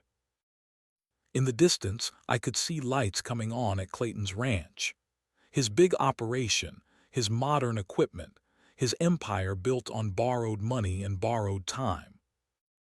Let him have it. Let him chase growth and scale and all the metrics that impressed other men. I was chasing something different, something my father had understood and tried to teach me, and finally succeeded in showing me through his journal and his example, and his absolute faith that I would figure it out. Quality over quantity, truth over appearance, foundation over empire. The long game, the patient game, the game that wins not by being flashy but by still being standing when everything else has fallen. I scratched Flint's ears and went back inside to make dinner. Tomorrow I'd breed 3 more cows, check the fence line on the east pasture, order mineral supplement, simple work, honest work. The work that builds things that last. And somewhere in the back of that metal box in the barn, Marcus's map waited. The Wagner parcel highlighted in red. The strategic piece that would come available in 3 or 4 years when the crisis hit and men like Clayton were drowning in debt, and I had cash and patience and a clear eye for what mattered. Everything was proceeding according to plan. Not my plan, but the one Marcus had laid out with the kind of foresight that only comes from truly understanding how the world works. I was just the one executing it, one season at a time, one decision at a time, one small victory after another. Building towards something that would outlast us both. Summer of 1976 came hard and stayed late, the kind of season that starts wrong and gets worse. By mid-June, the rains that should have fallen every week or so simply stopped. The sky turned hard and blue, cloudless day after cloudless day, the sun beating down with an intensity that made the air shimmer and the grass curl brown at the edges. Weather forecasters talked about high-pressure systems stalled over the Midwest like they'd forgotten how to move, blocking the moisture that normally pushed up from the Gulf and brought relief to the plains. Farmers and ranchers listened to those forecasts with increasing anxiety, knowing what prolonged drought meant for crops and cattle, and the fragile economics that held operations together. At the co-op, the talk shifted from optimistic plans for the season to quiet calculations of how long feed supplies would last, how much supplemental hay would cost, whether it made sense to sell early or hold and hope for rain that might never come. I watched the transformation happen slowly at first, then accelerating. The pastures that had greened up so beautifully in May turned from emerald to pale green to tan to brown, the grass going dormant in self-defense, shutting down to preserve root systems that had sustained this land through centuries of drought cycles. The wildflowers that normally bloomed through July disappeared almost overnight. The cottonwoods along the creek began dropping leaves early, sacrificing foliage to conserve moisture for survival. The cattle felt it too. They grazed in the early mornings when dew still clung to what grass remained, moving slowly through the pastures with deliberate efficiency, taking what nutrition they could while it was available. By mid-morning, When the sun had burned off the moisture and the heat started building, they'd drift to the shade of the windbreak, standing patient and still through the worst hours, conserving energy in the way that grazing animals have learned across millennia of adaptation to harsh conditions.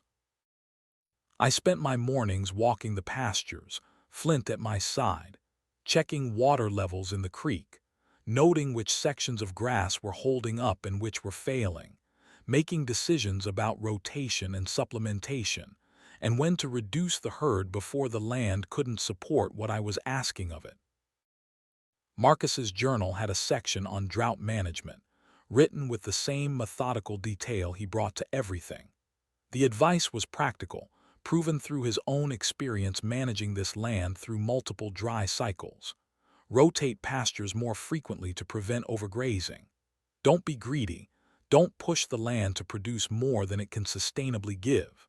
Reduce herd size early rather than late, when cattle still have body condition and buyers still have money. Supplement with hay and minerals to maintain health through the stress. Monitor water sources daily, because in drought, water becomes the limiting factor faster than feed. I followed his guidance exactly, treating each instruction like a lifeline thrown across time from a man who'd survived droughts before and knew what mattered. By July, the decision became unavoidable. I couldn't keep 32 cattle on diminishing grass and shrinking water without destroying both the land and the animals. The math was brutal but clear. 28 cattle would survive well. 32 would struggle and potentially damage the pastures so badly it would take years to recover. I spent a week making the selection, walking through the herd with my records, evaluating each animal against multiple criteria: age, production history, genetic value, breeding potential. The 4 oldest cows, all over 9 years old, all with declining milk production and calving irregularities, became the obvious choices. They'd served well, had produced good calves, but they were near the end of their productive years anyway. The sale hurt more than I'd expected. Loading those 4 cows onto the trailer, watching them drive away to the sale barn, felt like failure even though intellectually I knew it was smart management. Each animal represented years of Marcus's work, genetics he'd carefully selected and improved, history that was now ending. But the check that came back was substantial. $4,200 for 4 head, good price considering drought conditions, were depressing markets across the region. The money went straight into the savings account at First Wyoming Bank, bringing the balance to $18,600. Every difficult decision was an investment in the future. Every sacrifice now created opportunity later. That's what I told myself as I updated the ledger and watched the number climb toward the 50,000 target Marcus had set. Clayton Voss was making different calculations, following a different strategy, betting on different outcomes. I saw the first clear signs of his struggle in late July, driving past his ranch on the way to town for supplies. His pastures were brown stubble, grazed down to dirt in places where too many cattle competed for too little grass. In normal times, you'd rotate animals to fresh pasture, give the land time to recover. But Clayton had bought at the peak, had stocked his combined acreage to maximum capacity to justify the debt service, and now there was nowhere to rotate to that wasn't equally stressed. The creek that separated our properties, normally a steady flow even in dry years, had become a muddy trickle barely 6 inches wide in the deepest channel. And there, in the middle of Clayton's largest pasture, a massive irrigation rig threw water in huge arcs across the brown landscape, trying desperately to keep something, anything, alive and growing. The rig itself was impressive from an engineering standpoint. Probably cost $15,000, all gleaming aluminum pipe and automated sprinklers, pulled by tractor and powered by a diesel pump that drew water from the diminished creek at a rate that made my chest tight just thinking about it. It moved slowly across the field in programmed patterns, the spray creating temporary rainbows in the harsh sunlight, soaking ground that dried again within hours in the relentless heat. But the creek couldn't sustain that kind of draw, not in drought conditions, not with flow reduced to maybe 20% of normal. By mid-August, the section that ran through Clayton's property was completely dry, just scattered pools in the deepest depressions, and his expensive irrigation rig sat idle in the middle of the pasture, useless without water to pump. The section of creek that ran through my land was still flowing, barely, because I wasn't pulling from it except what the cattle drank naturally. Wasn't trying to force the land to produce beyond its capacity. Wasn't fighting nature with expensive equipment bought on borrowed money. I saw Clayton in town that month, at the feed store loading bags of protein supplement. The transformation from 2 years ago was stark and troubling. The confident swagger, the booming voice, the casual arrogance of a man who thought he'd figured out the formula for success, all of it was gone. He looked older, maybe 10 years older, shoulders slumped under the weight of more than just feed bags. He moved with the heavy, exhausted gait of someone working alone, sleeping poorly, carrying pressure that showed in every gesture. His clothes were work-stained and worn.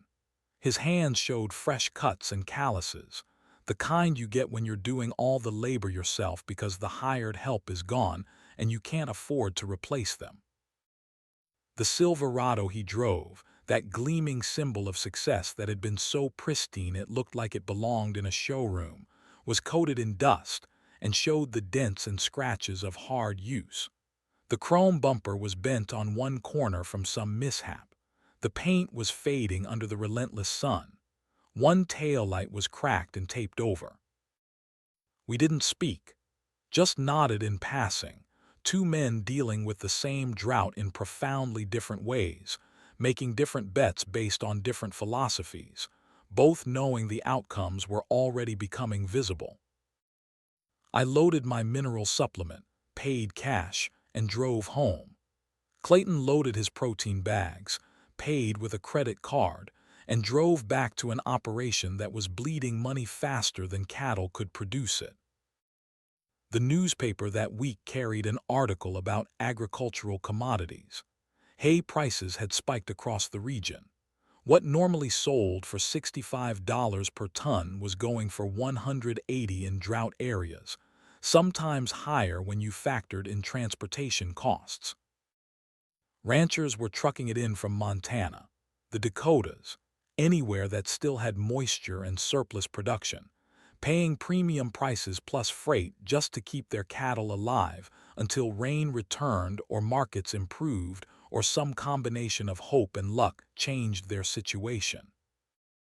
I did the math on what Clayton was facing, not out of schadenfreude, but because understanding the economics helped me understand what was coming for the whole community.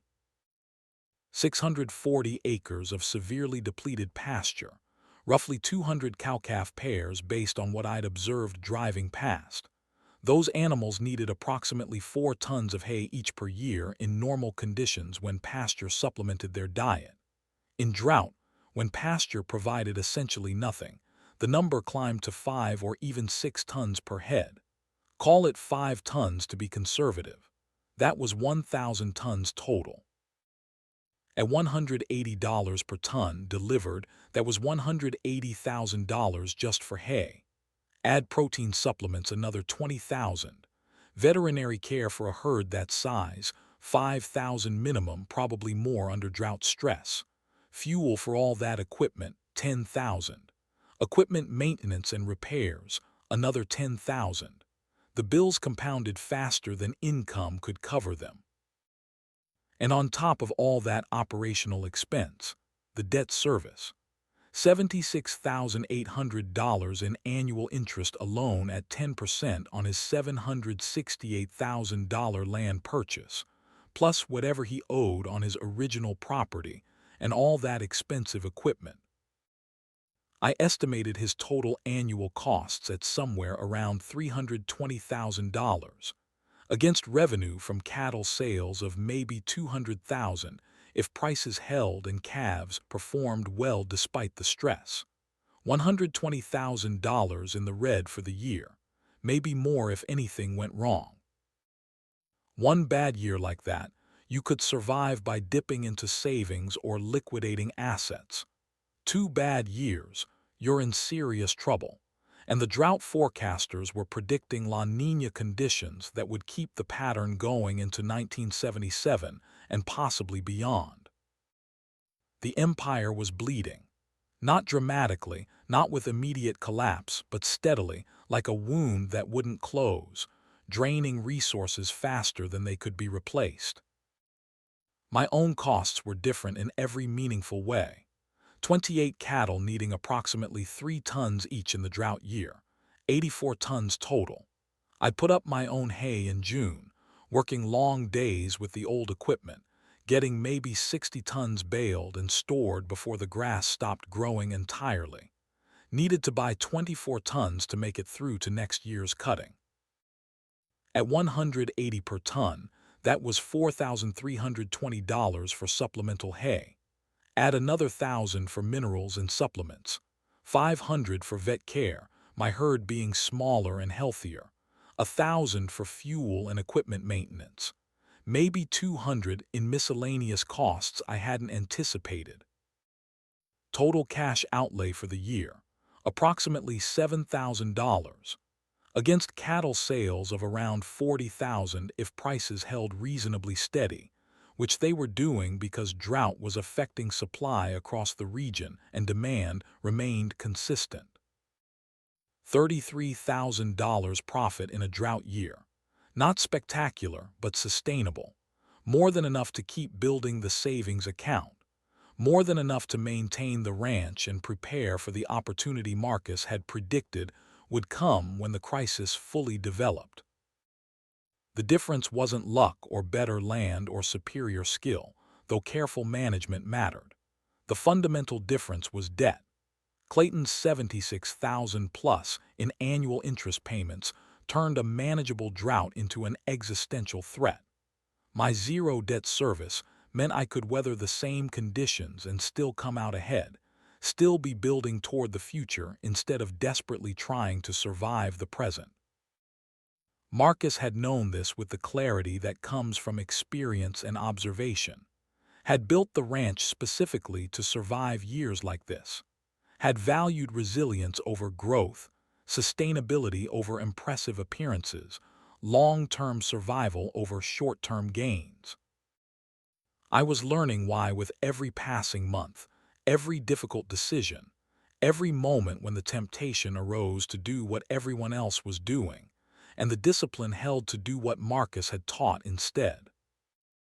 Fall came late that year, the heat holding on through September like it was personal, the drought unbroken despite everyone's prayers and hopes.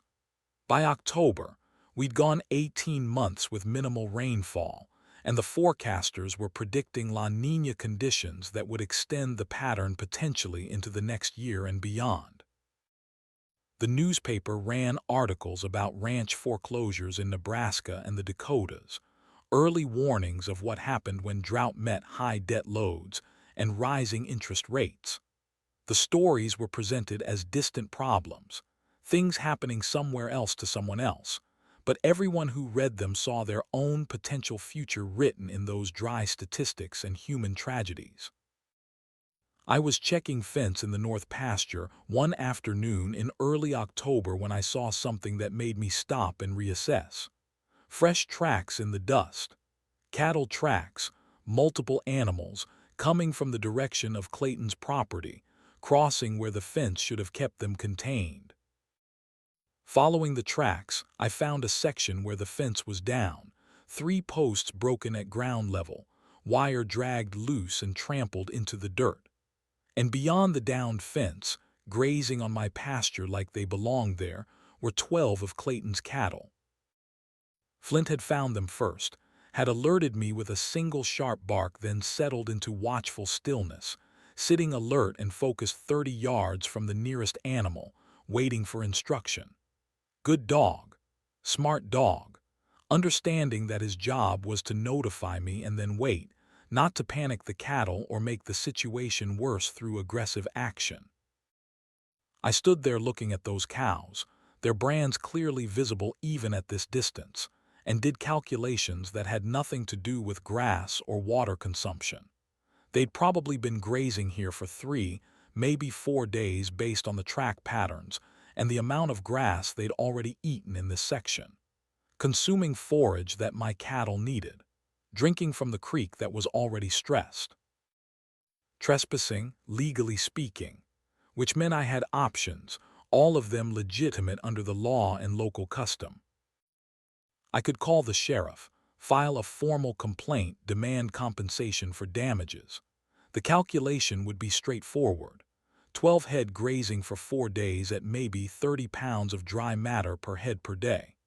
1,440 pounds of forage consumed. At current hay prices, that translated to roughly $130 in direct damages, plus fence repair costs, plus my time and trouble responding to the situation. Clayton would have to pay, would get a bill, probably through the sheriff's office with official letterhead and legal weight behind it. Money he clearly didn't have based on everything I was observing. Money that would push him incrementally closer to the edge he was already walking. I could do it, would be completely within my rights, following established precedent and common practice. Most ranchers would do exactly that, protecting their own interests first, making sure someone else's negligence didn't become their burden.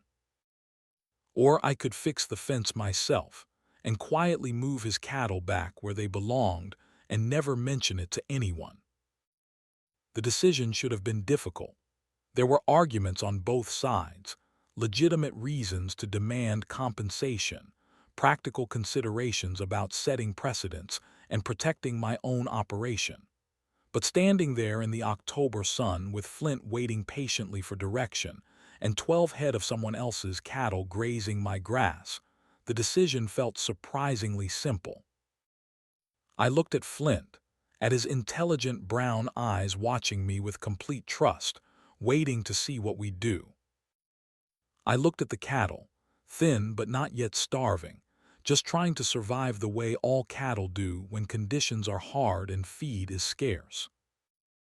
I looked back toward Clayton's ranch, at the brown, exhausted pastures visible in the distance, at the dry creek bed, at the empire that was crumbling under the weight of debt and drought and decisions made during better times that hadn't accounted for worse times inevitably arriving.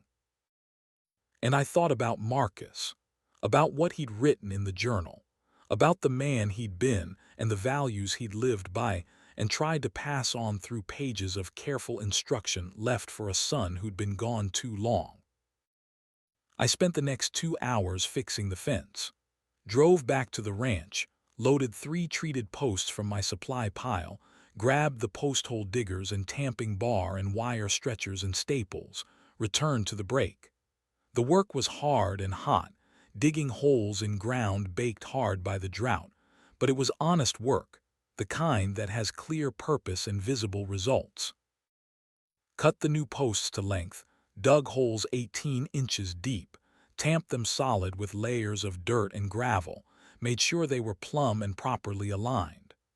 Restrung the barbed wire, 4 strands tension tight, stapled them properly so they'd hold under pressure.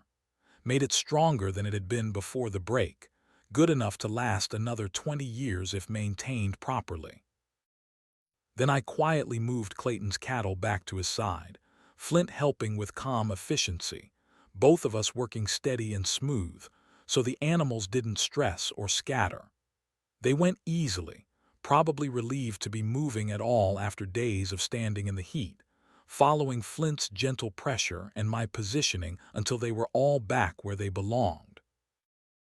When the work was done, the fence was repaired properly, and the cattle were on the correct side, and there was no evidence anything had happened except maybe the grass was a little shorter in one section of my north pasture, and Clayton had 3 new fence posts that would probably outlast his ownership of the property. I didn't call him, Didn't leave a note or send a bill or make any kind of issue of it. Just did the work and cleaned up my tools and drove home as the sun was setting, and that was the end of it. 2 days later, I saw him at the co-op. He was buying fence staples and wire, must have noticed his fence was down and was planning to fix it himself. When he saw me across the store, he stopped dead. Just stood there for a long moment, holding a coil of barbed wire, looking at me with an expression so complicated I couldn't have named all the emotions in it if I'd tried. Shame was in there. That much was clear. Shame that his fences had failed, that his cattle had trespassed, that he couldn't keep his operation under control. But also something else. Recognition maybe. Understanding. The slow realization that I'd found his cattle on my land and had chosen not to make it a problem when I easily could have. He opened his mouth like he was going to say something, some combination of apology and thanks and explanation. Then he closed it, seeming to understand that words would make it more awkward, would force acknowledgement of debt that neither of us wanted to formalize. He nodded instead, slow and deliberate, a gesture that carried weight and meaning and everything that didn't need to be spoken. I nodded back, same pace, same gravity, acknowledgement without discussion, understanding without negotiation. The exchange lasted maybe 5 seconds. Then he paid for his supplies and left, and I bought my mineral supplement and followed 15 minutes later, and that was the entirety of our interaction. But it mattered. Both of us knew it mattered. He knew I'd found the cattle and fixed the fence and chose grace over justice, chose to help quietly rather than demand payment or create confrontation.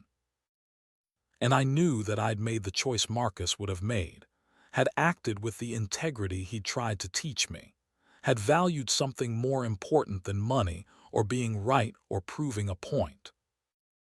That evening, sitting on the porch with Flint beside me and the journal in my lap, I thought about that moment, about how easy it would have been to punish Clayton for his failing fences and trespassing cattle, how justified I would have been legally and socially and morally by most measures, how the $1,000 in compensation would have been helpful toward my savings goal.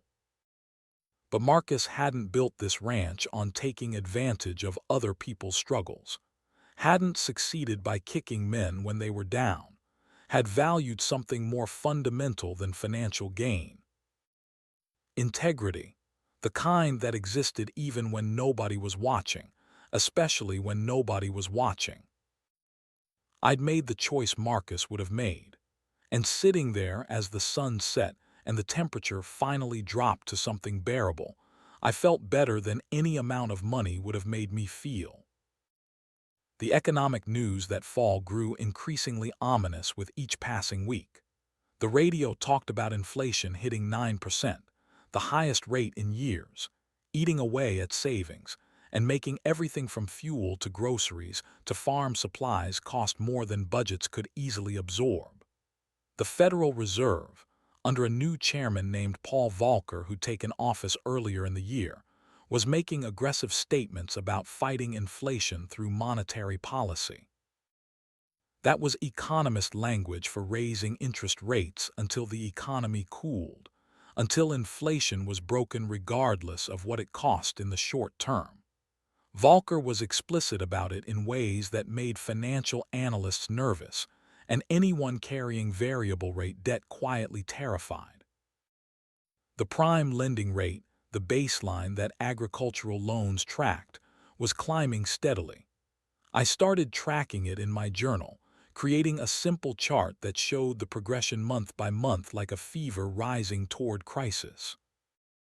January 1975, 8%. June 1975, 9%. January 1976, 10%. June 1976, 11%. October 1976, 12%. December 1976, 13%. The trend was clear, consistent, and accelerating. Every month brought another quarter point or half-point increase. Every increase meant higher payments for anyone whose loan rate adjusted with the prime. I did calculations based on what I knew about Clayton's debt structure. If he'd borrowed $768,000 at 10% back when he bought the Miller Ranch, his annual interest was $76,800. That was the baseline, the number I'd been using in my mental math. But if rates hit 12%, which they just had, that interest jumped to $92,160, an increase of over $15,000 per year just in additional interest, with no additional value received, no benefit beyond continuing to hold debt that was looking less sustainable with every passing month. If rates hit 15%, which economists were predicting as increasingly likely, the annual interest would be $115,200. 20%, which Volcker himself had suggested might be necessary to truly break inflation, would mean $153,600 in annual interest alone. You couldn't pay $150,000 in interest on a ranch operation that grossed maybe $150,000 to $200,000 in total annual revenue. The math simply didn't work at any level. You'd be bankrupt within a year, probably less, with no pathway to survival short of selling at massive losses or walking away entirely and letting the bank foreclose. And Clayton wasn't unique. Across the county, across Wyoming, across the whole agricultural belt stretching from Texas to the Dakotas, ranchers and farmers had borrowed during the good years, had taken advantage of cheap credit and rising land values and the cultural message that growth was success, and debt was just a tool for achieving it. They'd bought land at peak prices, $2,000 or $2,400 or even $3,000 per acre, had purchased equipment that cost more than previous generations spent on entire farms, had stocked operations to maximum capacity, and borrowed to cover operating expenses when revenue didn't quite match projections. Now the reckoning was coming. The interest on all that debt was rising faster than income could grow.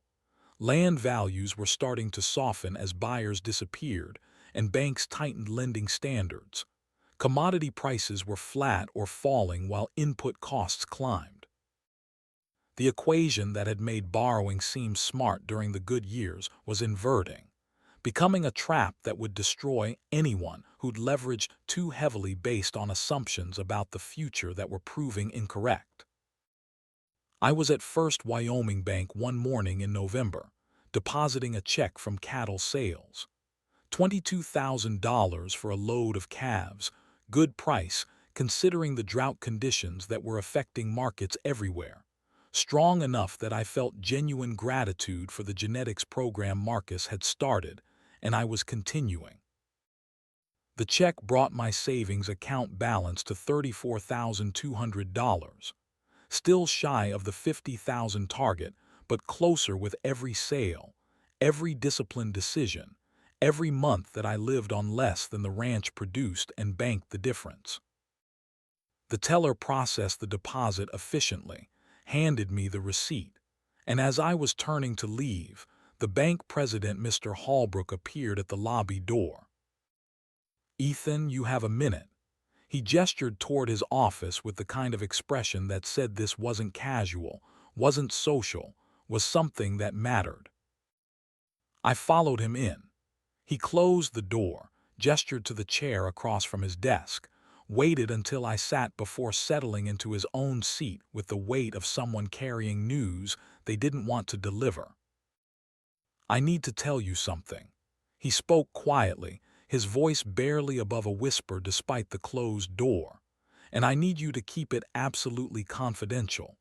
I shouldn't be sharing this, but Marcus was my friend for 30 years, helped me more times than I can count, and I figure I owe him this courtesy through his son." He paused, looking at papers on his desk like they contained prophecies he was forced to read.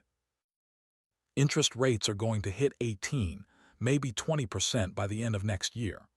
Volcker is dead serious about breaking inflation, and he doesn't care what it costs. The agricultural sector is going to be devastated. We're already seeing delinquencies on payments. Foreclosures are starting. Within 18 months, maybe less, there will be a wave of failures unlike anything this county has seen since the Great Depression. The office was quiet except for the faint ticking of a wall clock and the muffled sounds of the lobby outside. Your father saw this coming, built his operation to survive it. You've done the same, whether you fully understand it or not. No debt, careful management, quality over quantity, patience over growth. When this shakes out, when the dust settles and the foreclosures are done and the land hits the market, you're going to have opportunities that most men won't see because they won't survive to see them. He slid a folder across the desk. Heavy manila, the kind they used for important documents. These are properties I know will be coming available in the next 12 to 18 months. Foreclosures mostly, some estate sales. Not public information yet, won't be for months, but I'm in a position to know. I've marked the ones that border your land. If you're interested, if you've been saving like I suspect, there will be opportunities to buy good land at prices that won't last beyond the crisis. I opened the folder. Inside were property listings, preliminary assessments, maps showing boundaries and acreage. 3 properties bordered my ranch at different points. The Morrison place to the east, the Jensen parcel to the north that Marcus had marked as not worth buying, and the Miller South section, 200 acres. Listed estimated foreclosure price, $700 per acre. Total cost, $140,000. Exactly what Marcus had predicted. Exactly the price he'd said to wait for. The crisis was arriving on schedule like a train running on predetermined tracks, and the opportunity he'd foreseen was presenting itself precisely as he'd mapped it out 3 years before his death. I looked up at Holbrook. "Why are you doing this?" His expression was tired, sad, carrying the weight of dozens or hundreds of families he knew were going to suffer. Because the men who are going to lose their ranches in this aren't bad men, Ethan. They're good men who were told by everyone that mattered that growth was success, that debt was just a tool, that the good times would last forever. Banks told them that. Ag extension agents told them that. The culture told them that. They believed it because it was the prevailing wisdom, and now they're going to pay a terrible price for trusting what everyone said was true. He leaned back in his chair. Someone needs to survive this. Someone needs to be positioned to buy the land when it hits the market and keep it productive and treat it right instead of letting it get carved up or sold to corporate interests who will strip mine it for profit and move on. Better that someone is you, someone who learned from Marcus, someone who understands what this land means and how to work it sustainably. I closed the folder carefully. When will these properties officially list? Miller section will probably hit the market in March or April if Clayton can't make his February payment. Which he won't, not at current interest rates and with the drought still ongoing. The others later in the year or early into 1978, depending on individual situations. But you didn't hear any of this from me. I could lose my position for sharing information that's not public yet. I stood holding the folder. "Thank you." "Don't thank me." He shook his head slowly. "This is going to be ugly, Ethan. The whole community is going to suffer.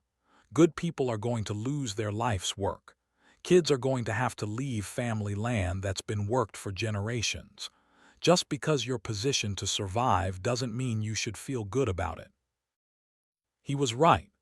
The coming crisis wasn't something to anticipate with satisfaction or excitement. It was tragedy in the making, human cost measured in broken dreams, and scattered families and heritage destroyed by the collision of debt and drought and economic forces beyond individual control. But surviving wasn't wrong, and being prepared wasn't exploitation. And buying land at fair market value from a bank that needed to sell wasn't taking advantage.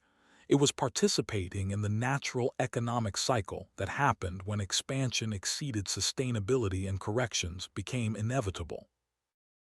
Marcus had understood this cycle, had seen it before in his lifetime, had positioned me not just to survive it but to potentially benefit from it, not through luck or manipulation, but through discipline and patience and building on foundations solid enough to withstand storms that would topple structures built on sand.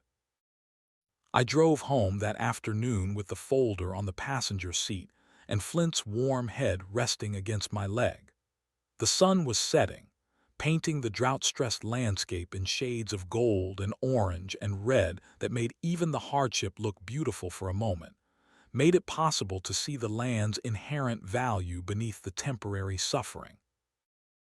That night I pulled out Marcus's journal and turned to the section I'd read so many times, the pages with his predictions about the crisis and his guidance about how to respond. But as I flipped through looking for a specific passage about timing, I noticed something I'd somehow missed in all my previous readings. Another envelope, thinner than the others, glued so carefully into the spine that you'd only see it if you were looking at exactly the right angle in exactly the right light. This one was marked with a single word written in Marcus's distinctive hand, 1978. My hands were completely steady as I removed it, carefully working the old glue loose without tearing the envelope or the page it was attached to. Whatever Marcus had hidden here, it was meant for a specific time, a specific moment in the progression he'd predicted. Reading it too early or too late would diminish its value. But it was late 1976, close enough to the marked year that opening it felt right, felt like following the schedule he'd laid out. I opened the envelope carefully with my pocket knife, sliding the blade under the flap. Inside was a single page, the paper slightly yellowed but the ink still dark and clear. Dated March 1973, 6 months before Marcus died. The handwriting was shakier than in some of his earlier entries, like it had been written under stress or time pressure, or with the knowledge that it might be one of the last things he wrote. Ethan, if you're reading this at the right time, it's late 1976 or early 1977. The crisis I predicted is building. You can feel it everywhere now. In the interest rates climbing month after month. In commodity prices that don't keep pace with costs.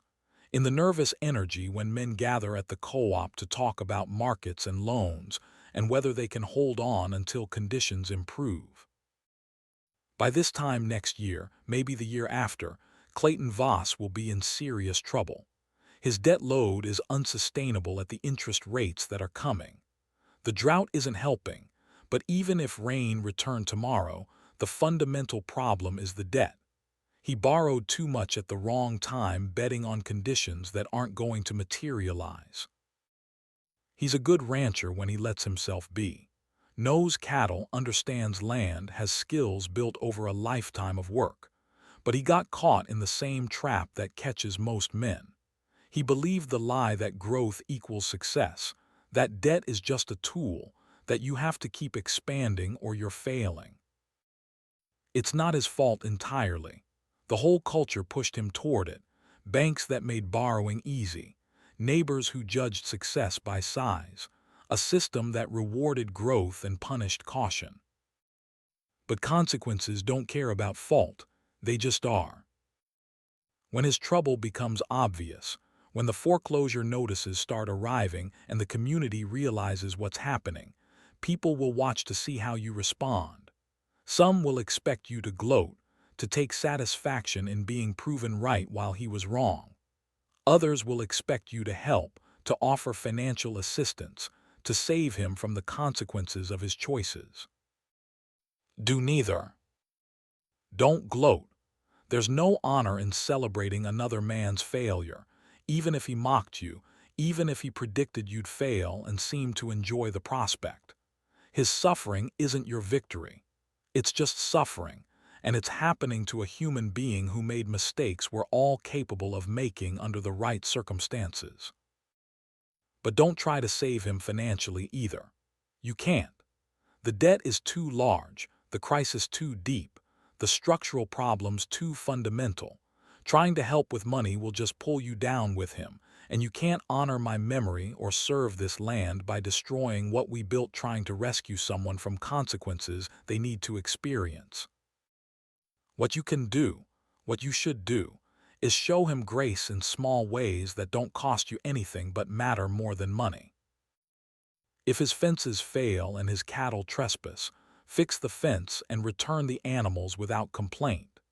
If he's struggling and you can help with labor or advice without financial entanglement, do it.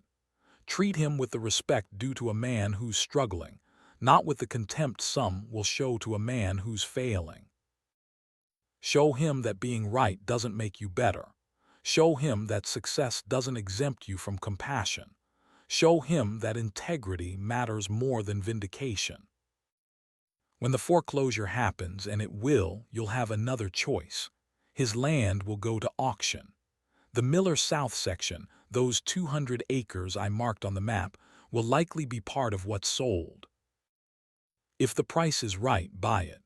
700 to 900 per acre, no more.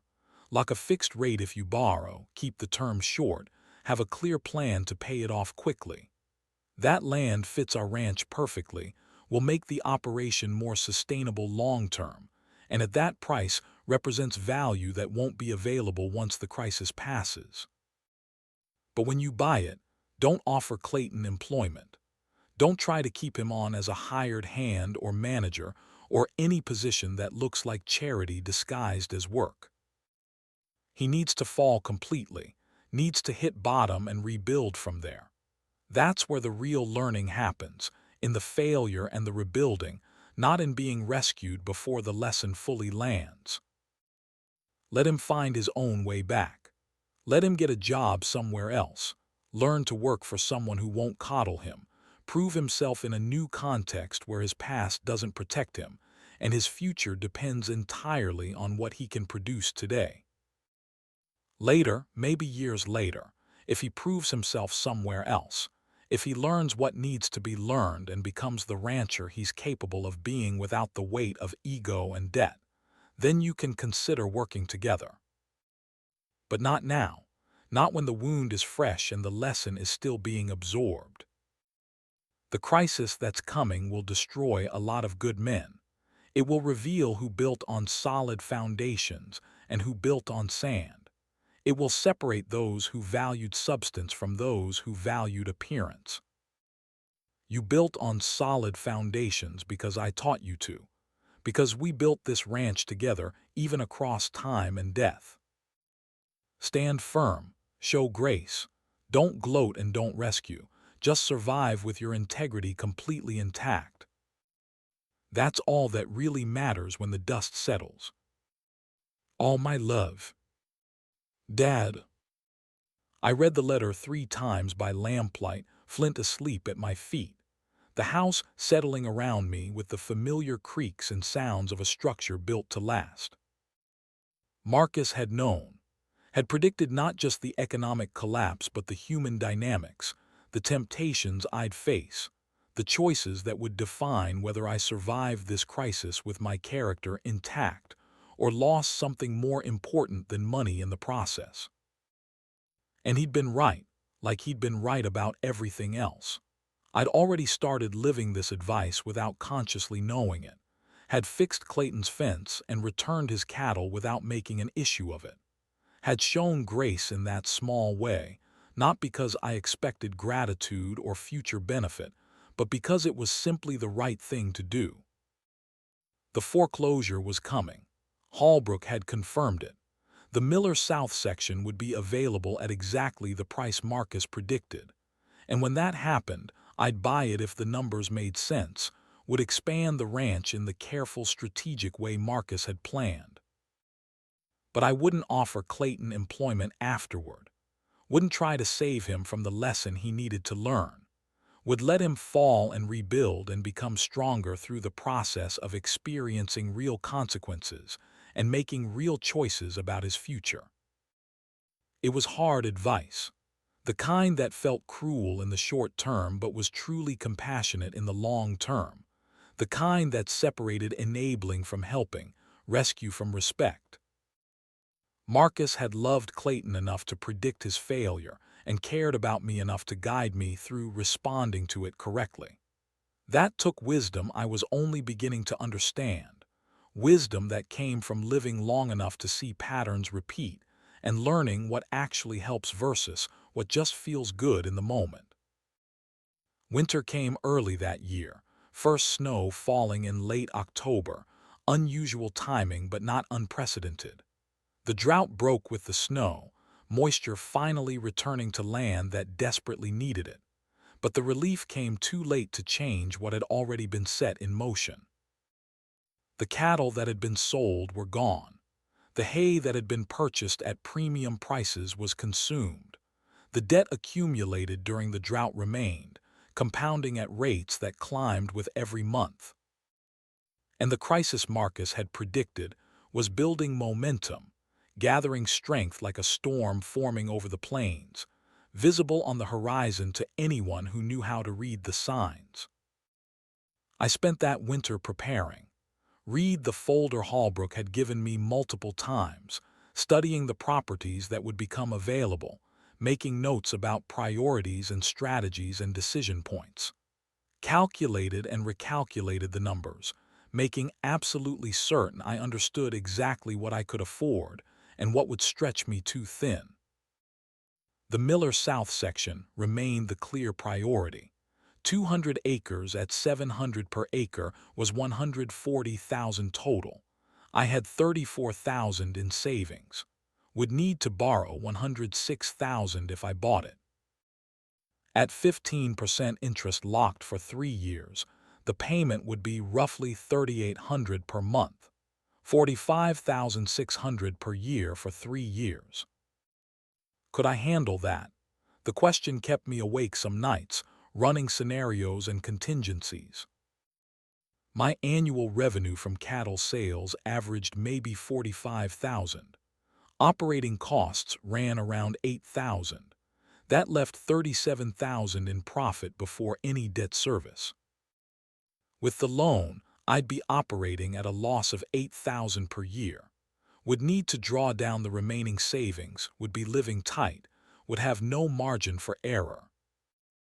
But the registered genetics were improving calf quality every year. Premium prices for registered breeding stock would increase revenue. And I'd still have 28 acres of original ranch to work with, still be diversified enough that a single bad year wouldn't destroy everything. 3 years of discipline. 3 years of tight budgets and careful management and no room for mistakes. Then the debt would be clear, the land would be mine, and I'd have 440 acres of paid-off ranch positioned exactly the way Marcus had envisioned. I made my decision slowly, over weeks of thought and calculation and rereading Marcus's guidance. By Christmas, I knew what I would do. When the Miller section became available, I would buy it, would take on debt for the first time in the ranch's history, breaking the sacred rule that had defined our operation for 40 years. But I'd do it strategically, carefully, with a plan and a locked rate and a clear pathway to paying it off before the interest could compound into something unmanageable. Marcus had built the foundation strong enough to support this risk, had positioned me with the genetics, the knowledge, the savings, and most importantly the discipline to make this move successfully. I was following his plan, trusting his wisdom, building on the foundation he'd prepared. The journal sat on the kitchen table where it lived most evenings, its pages filled with guidance that reached across death to teach a son who needed teaching. I touched the worn leather cover, feeling the weight of everything it represented, everything it had already taught me, everything it would continue to teach if I remained humble enough to listen. One more winter, then spring, Then the opportunity Marcus had predicted would arrive and I'd be ready. Not because I was greedy or ambitious or trying to build an empire, but because it was the next logical step, the strategic expansion that made sense after years of preparation, the move that honored both Marcus's memory and the land's potential. Clayton's empire was crumbling, built on sand and debt, and the belief that growth justified any risk. Mine was solid, built on rock and patience and wisdom passed down from a father who'd loved me enough to plan for my success even after death. The difference between those foundations was about to become undeniable to everyone in the county. The community would watch and judge and decide whether I was taking advantage or simply being smart. I didn't care what they thought, only cared about what was true, what Marcus would have wanted, what the land and cattle and future required. The storm Marcus predicted was gathering full strength now. By summer, it would break with devastating force, destroying the unprepared and rewarding the patient. I was patient, I was prepared, and I was ready. Not for celebration, never for celebration at others' suffering, but for survival, for opportunity, for the responsibility that came with being positioned to help rebuild what foolishness had torn down. That was the plan, that was the path, that was the legacy Marcus had left, and I was determined to honor. One more season until everything changed. I stood on the porch that New Year's Eve, Flint beside me, watching the sun set over land that would soon expand beyond what Marcus had owned, but would forever be built on what he taught. The air was cold and clean, the sky clear for the first time in months. Tomorrow was 1977, the year the crisis would accelerate, the year everything Marcus had predicted would begin manifesting in ways the whole community would have to acknowledge. I was ready. Not perfectly, not without fear, but ready enough. And in this life, on this land, with this legacy to honor, ready enough was all you could ask for. It would have to be sufficient. And somehow, standing there in the gathering dark with a good dog at my side and a clear plan in my mind and my father's wisdom in my heart, it felt like it was. October 1978 arrived with the kind of clarity that makes bad news seem even worse, like nature conspiring to provide perfect conditions for witnessing disaster.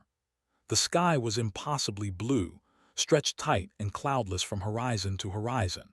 The air was sharp and clean, carrying that particular crispness of autumn at its peak.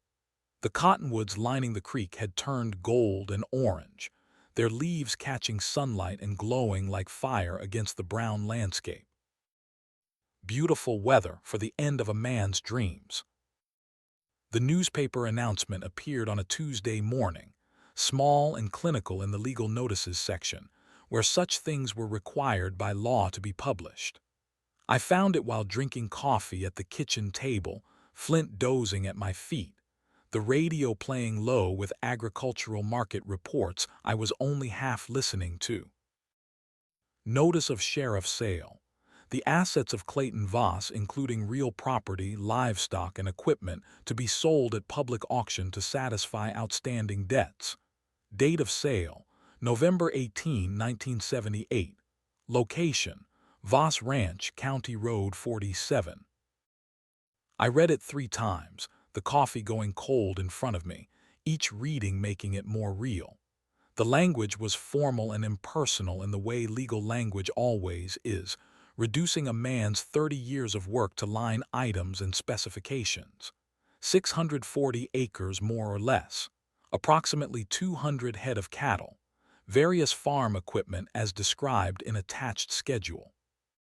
Everything quantified, everything categorized, everything prepared for liquidation to satisfy claims of creditors. This was the moment Marcus had predicted with such clarity it was almost frightening. The inevitable conclusion of borrowing too much at the wrong time, of building an empire on assumptions about the future that proved catastrophically incorrect, of trusting that good times would last long enough to justify the risks taken during their duration. The radio news that week had carried the announcement that made the foreclosure mathematically unavoidable.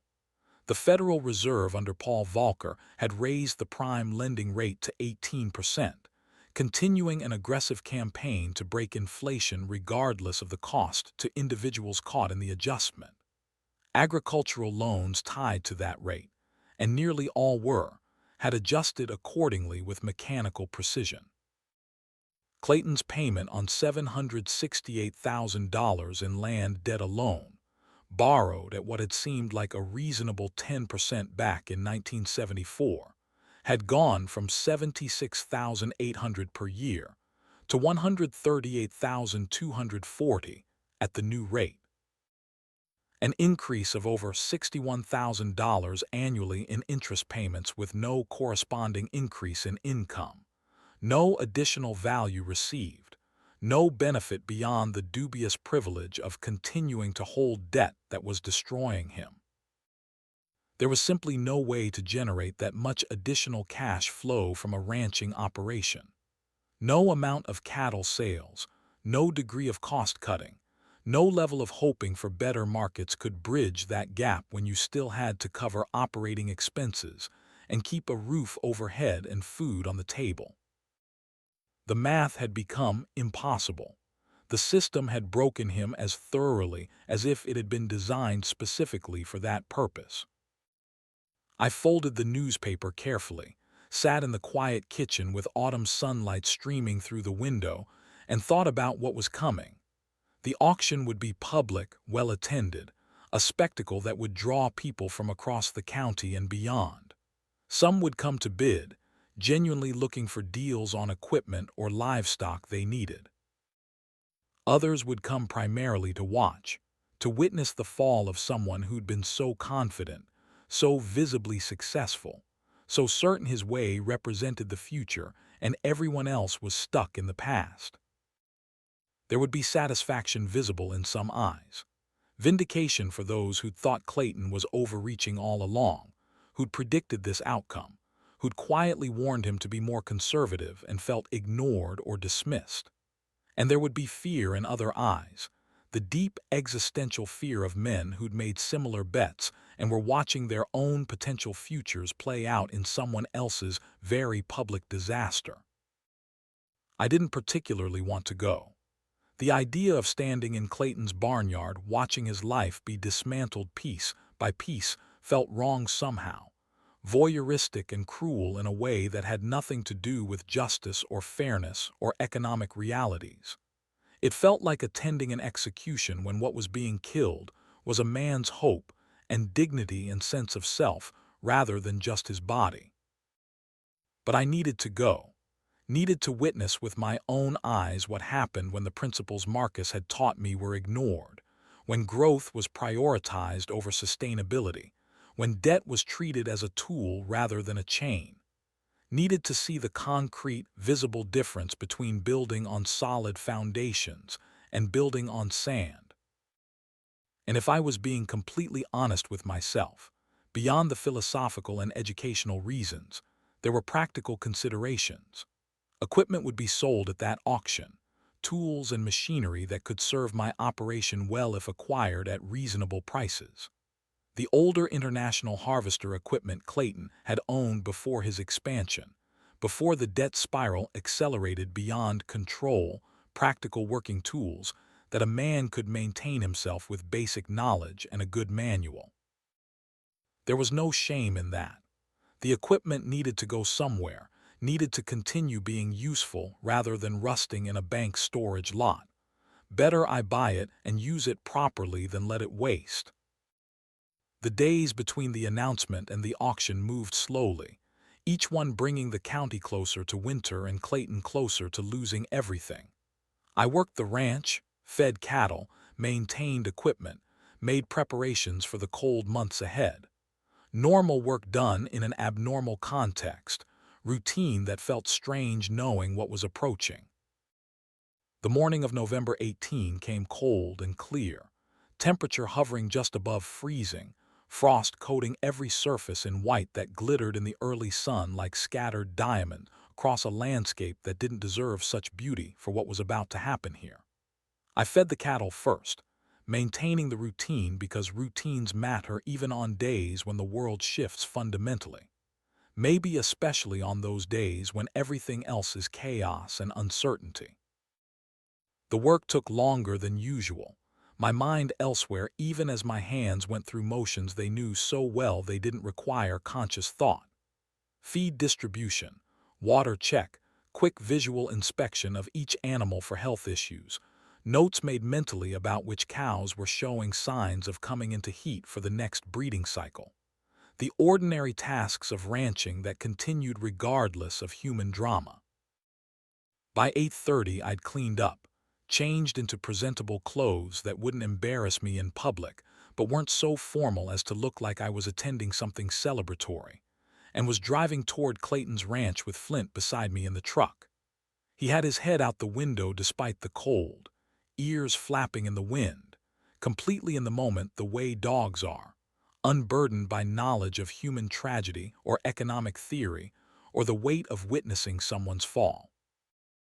The property looked profoundly different than I remembered from years of driving, past on my way to town, or to check fences that bordered his land. Not just smaller, though it was that, but diminished in some fundamental way that went beyond mere physical dimensions. The barn's red paint was fading to rust and pink, peeling in long strips that revealed bare weathered wood beneath. Fence lines sagged where posts had rotted at ground level, and nobody had time or money to replace them properly. Equipment that should have been stored under cover to protect it from Wyoming weather sat exposed in a line near the machine shed, showing rust blooming orange and brown across metal surfaces, hydraulic seals cracking and leaking, tires going flat where they'd stood motionless through seasons of neglect.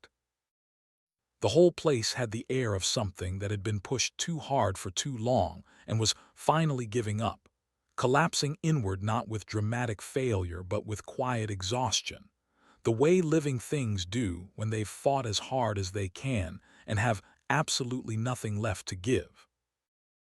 Vehicles lined both sides of the long driveway and overflowed onto County Road 47 for a quarter-mile in each direction. Pickups mostly, the working trucks of ranchers and farmers who knew equipment values and cattle quality, and were here looking for deals or watching a contemporary's fall or some complex mixture of both. But also dealer trucks with company logos from Casper and Cheyenne, and as far away as Billings, auction company vehicles with out-of-state plates, official cars from First Wyoming Bank and the county sheriff's office. Even a few sedans I didn't recognize that had the clean, anonymous look of spectators who'd driven out from town purely to witness someone else's disaster with the morbid fascination people have for tragedy that isn't theirs. I parked at the far edge of the overflow area, as distant from the center of activity as I could manage while still technically being on the property.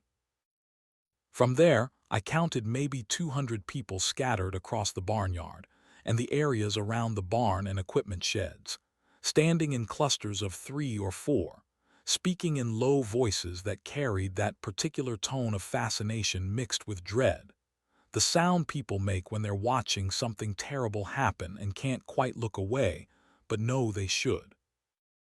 I walked in slowly with Flint at heel, keeping to the periphery, not wanting to be seen or engaged in conversations I didn't want to have.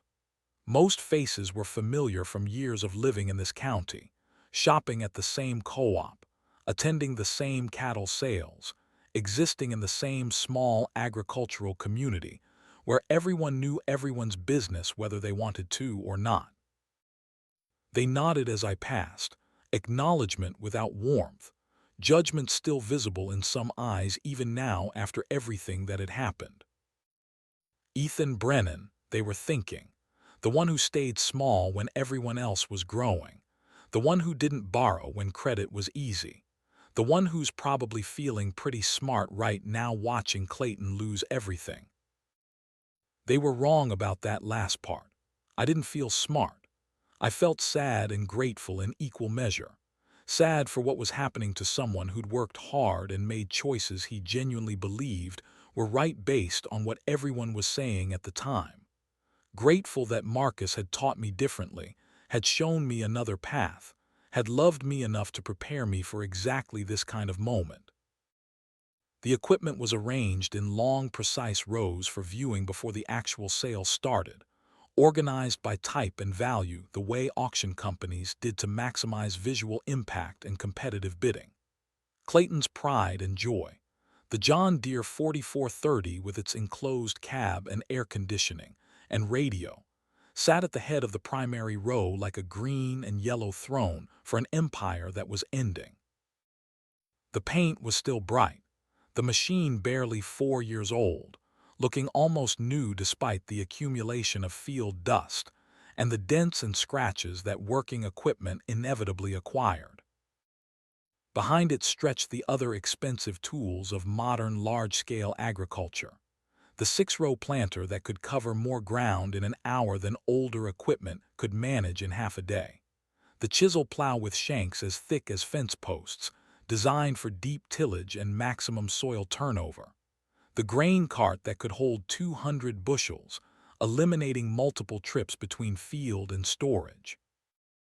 All the machinery Clayton had bought to farm his expanded acreage efficiently, to justify the debt service, to prove that growth and modernization and economies of scale made economic sense.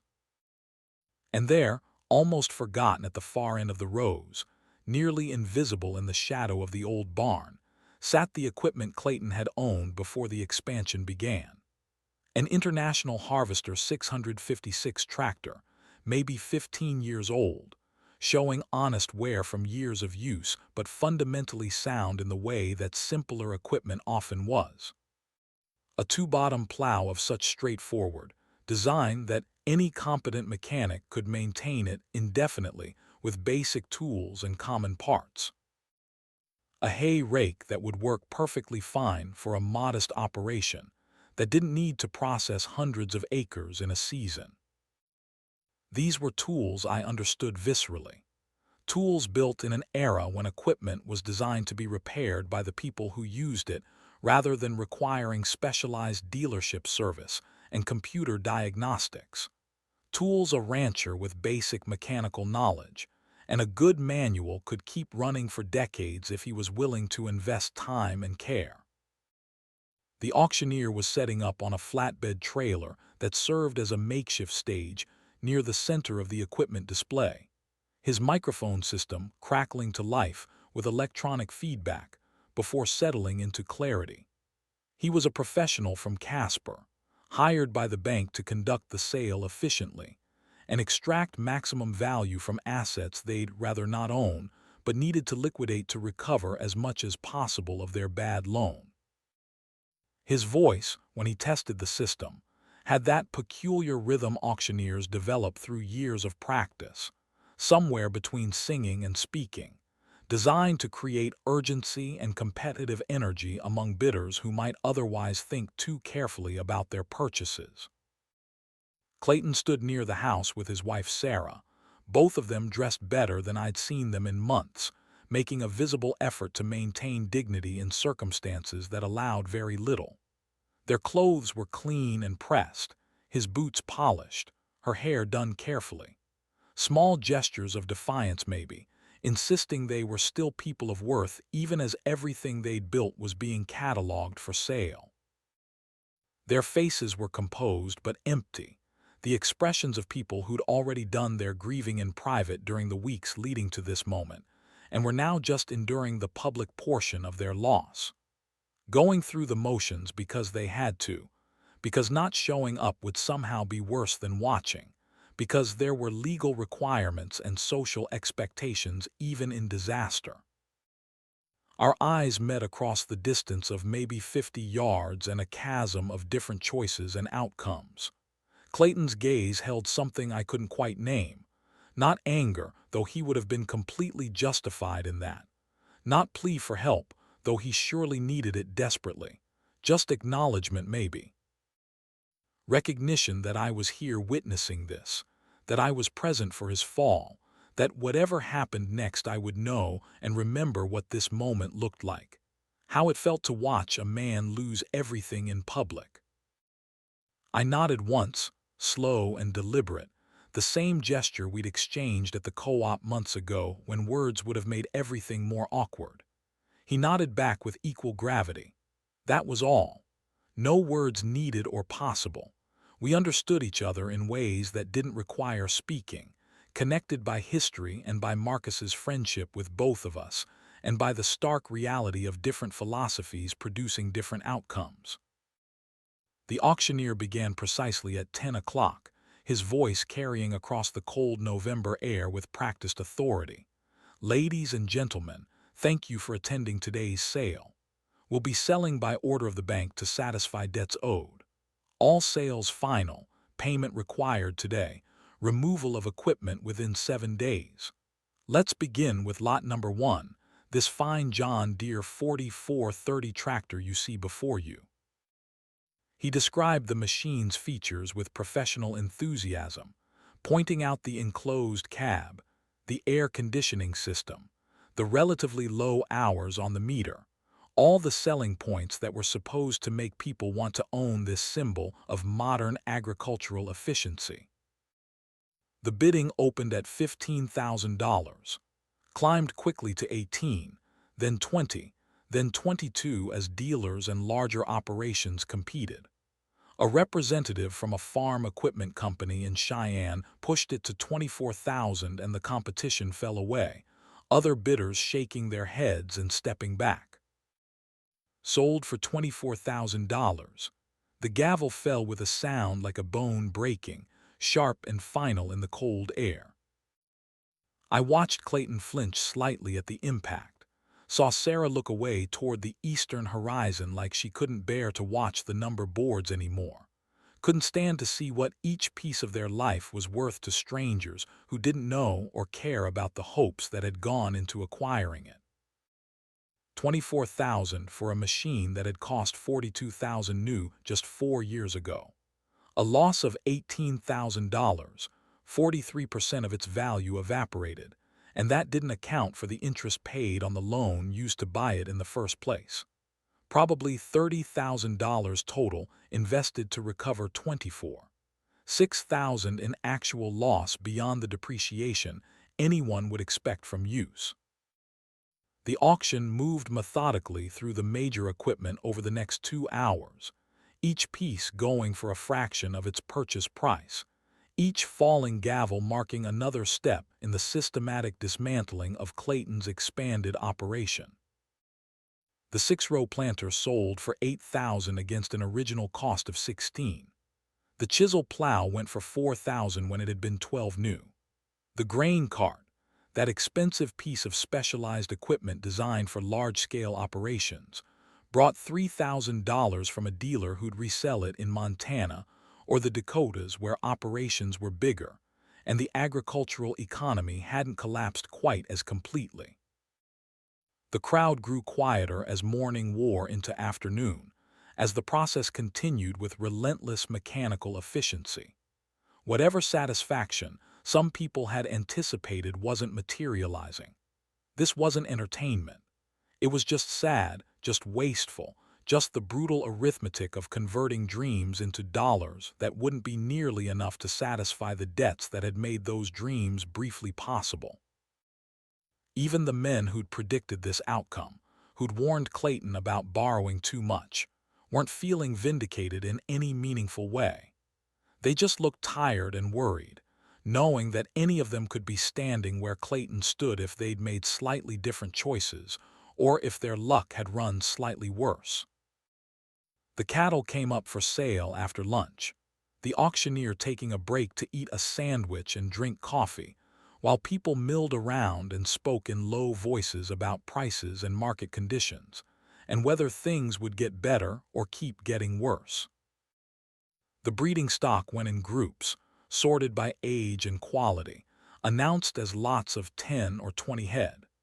Bidding was decent, genetic quality still commanding reasonable value even in depressed markets, because good cattle were always valuable if you had the patience and resources to wait for markets to recover. But the calves sold lower, drought conditions across the region, and the general economic recession suppressing demand below what would normally be expected. Clayton's 200 cow-calf pairs, the herd he'd built over years of careful breeding and selection, became scattered lots heading to a dozen different operations across 3 states, dispersed like they'd never existed as a coherent whole, like the work of assembling them had never happened. By 3 in the afternoon, the auctioneer had worked through everything of significant value and moved to the smaller items, the older equipment that had been pushed to the back, the forgotten corners of the operation that buyers had to actively seek out to even know existed. This was when I started paying closer attention, when the tools I might actually use and maintain came up for bidding.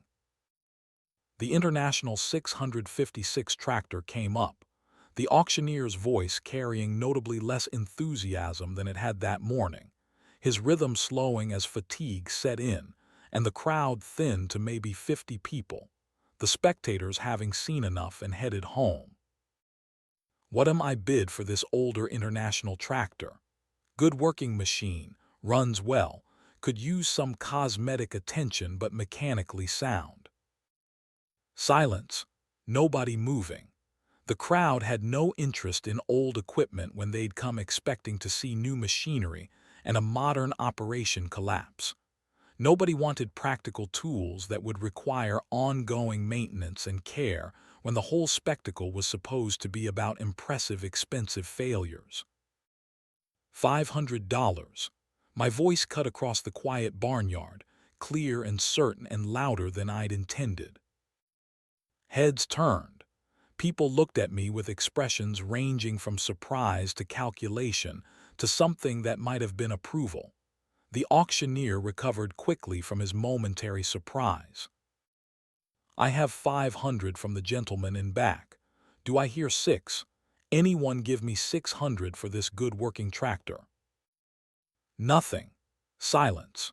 The practical ranchers who might have genuinely wanted that tractor for their own operations were either broke themselves or too proud to bid against me in this particular moment, didn't want to be seen competing with Ethan Brennan at Clayton, Voss's foreclosure sale.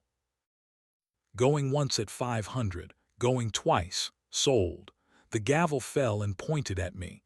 $500 to Ethan Brennan. I bid on the 2-bottom plow next, got it for 200 with no competition. The hay rake went for 150, same lack of interest from the thinning crowd. Everything I bought was equipment that would serve my operation reliably for 20 years if properly maintained, all of it purchased for less combined than a single month's revenue from cattle sales. The total came to $850 for 3 pieces of equipment that would have cost $12,000 new, and were probably worth $4,000 in the current depressed market if you could find buyers with money. Fair value for both sides of the transaction, the bank recovering something rather than nothing from tools they couldn't use, me acquiring what I needed at prices that made economic sense. When the sale finally ended, when the last miscellaneous item had been sold and people began dispersing to their trucks, I walked to the payment table and paid the auction clerk in cash. Counted out $1750 bills, received claim tickets and instructions that I could pick up my purchases anytime within the next week before the property transferred fully to the bank. I stood in the barnyard afterward as trucks and cars pulled away, raising dust that caught the afternoon sun and glowed orange in the slanting light. Stood there as the auctioneer's crew broke down their equipment and loaded it efficiently into their trailer. Stood there as Clayton and Sarah walked slowly back into the house they'd built together, walking like people who'd aged 20 years in one afternoon, moving toward a future that was completely unknown and probably terrifying. The whole property felt hollow now, emptied not just of equipment and livestock, but of purpose and hope, the way abandoned places feel when the life has truly gone out of them, and they're just structures and dirt waiting to be repurposed or to slowly decay. Flint pressed against my leg, solid and warm and patient, sensing the weight of the moment without understanding its human complexities. I reached down and scratched behind his ears, appreciating the simple, uncomplicated comfort of his presence in a moment that was anything but simple. 2 days later, early Monday morning, the phone rang while I was making coffee. Mr. Holbrook's voice on the line was tired but businesslike, the tone of someone who'd spent the weekend doing paperwork on human tragedy and needed to continue the process regardless of how it felt. "Ethan, can you come to the bank this afternoon? I have something we need to discuss regarding the Voss property." "I can be there at 2. "Good, see you then." He hung up before I could ask questions, which probably meant the answers were complicated enough to require face-to-face conversation. I arrived at First Wyoming Bank at 1:50, parked in the small lot, walked into the lobby with its familiar smell of paper and floor polish and quiet money carefully managed. Holbrook was waiting, met me personally rather than having his secretary fetch me, which suggested this was significant. His office door closed behind us with a soft click. He gestured to the chair across from his desk, waited until I'd sat before settling into his own seat with the weight of someone carrying news they didn't particularly want to deliver. The auction cleared $423,000. He spoke without preamble, too tired for social pleasantries, against total debt of $915,000 including accrued interest and penalties and legal fees. The shortfall is just under $500,000. Clayton's filing Chapter 7 bankruptcy. There's nothing left to recover. He's essentially starting his life over from zero at age 49.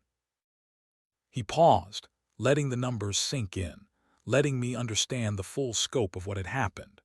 A man had lost everything he'd built over 30 years and still owed $500,000 he'd never realistically be able to pay.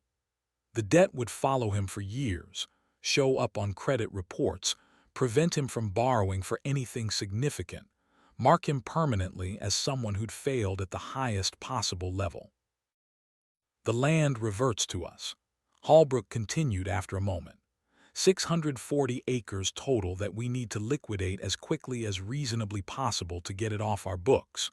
We're going to parcel it out, sell it separately to maximize recovery potential. Different buyers want different things, and selling smaller pieces generally gets better per-acre prices than trying to sell the whole block at once. He pulled out a map, spread it across his desk. The property was outlined in blue, with 3 sections marked in different colors showing proposed divisions. "But before we list anything publicly, I wanted to talk to you first about a specific section." His finger moved to the area highlighted in green. The Miller South section, 200 acres that bordered my ranch along the entire western boundary, the exact parcel Marcus had marked on his map 3 years before his death. "This piece fits your operation perfectly. Year-round creek with solid water rights, south-facing slopes that get early grass and late grazing, natural windbreak along the eastern edge. We're prepared to sell it to you for $700 an acre, $140,000 total. You can pay cash if you have it, or we can arrange financing." The moment had arrived. The opportunity Marcus had predicted with such precision it was almost supernatural. 200 acres at exactly the price he'd said to buy at, offered directly with no competition, no bidding war, no uncertainty. Mine if I wanted it. The decision should have been difficult, should have required deep thought and careful consideration and weighing of risks against benefits. But I'd been thinking about this moment for 3 years, had run the numbers 100 times in different scenarios, had mentally prepared for exactly this conversation. I have 34,200 in savings. My voice was steady despite the magnitude of what I was about to do. I'd need to borrow 105,800. Holbrook nodded, unsurprised, like he'd already known my financial position and had the loan documents prepared in advance. We can do that. 3-year note, 15% interest locked for the full term. Payment would be approximately 3,800 per month. Can you handle it? I'd done this math so many times I could recite it in my sleep. 3,800 per month was 45,600 per year in debt service. My typical annual profit ran 35 to 37,000 depending on calf prices and costs. Operating at a loss of 8 to 10,000 per year for 3 years, drawing down remaining savings to cover the gap, living tight and disciplined with zero margin for error. But the genetics program was improving herd quality every year. Registered cattle commanded premium prices that were climbing as more buyers discovered my stock. 3 years wasn't forever. 3 years of discipline and I'd own 440 acres outright, debt-free, positioned exactly the way Marcus had envisioned. I can handle it. Holbrook pulled papers from his desk drawer. Loan documents already prepared with my name filled in, property description complete, terms exactly as we discussed.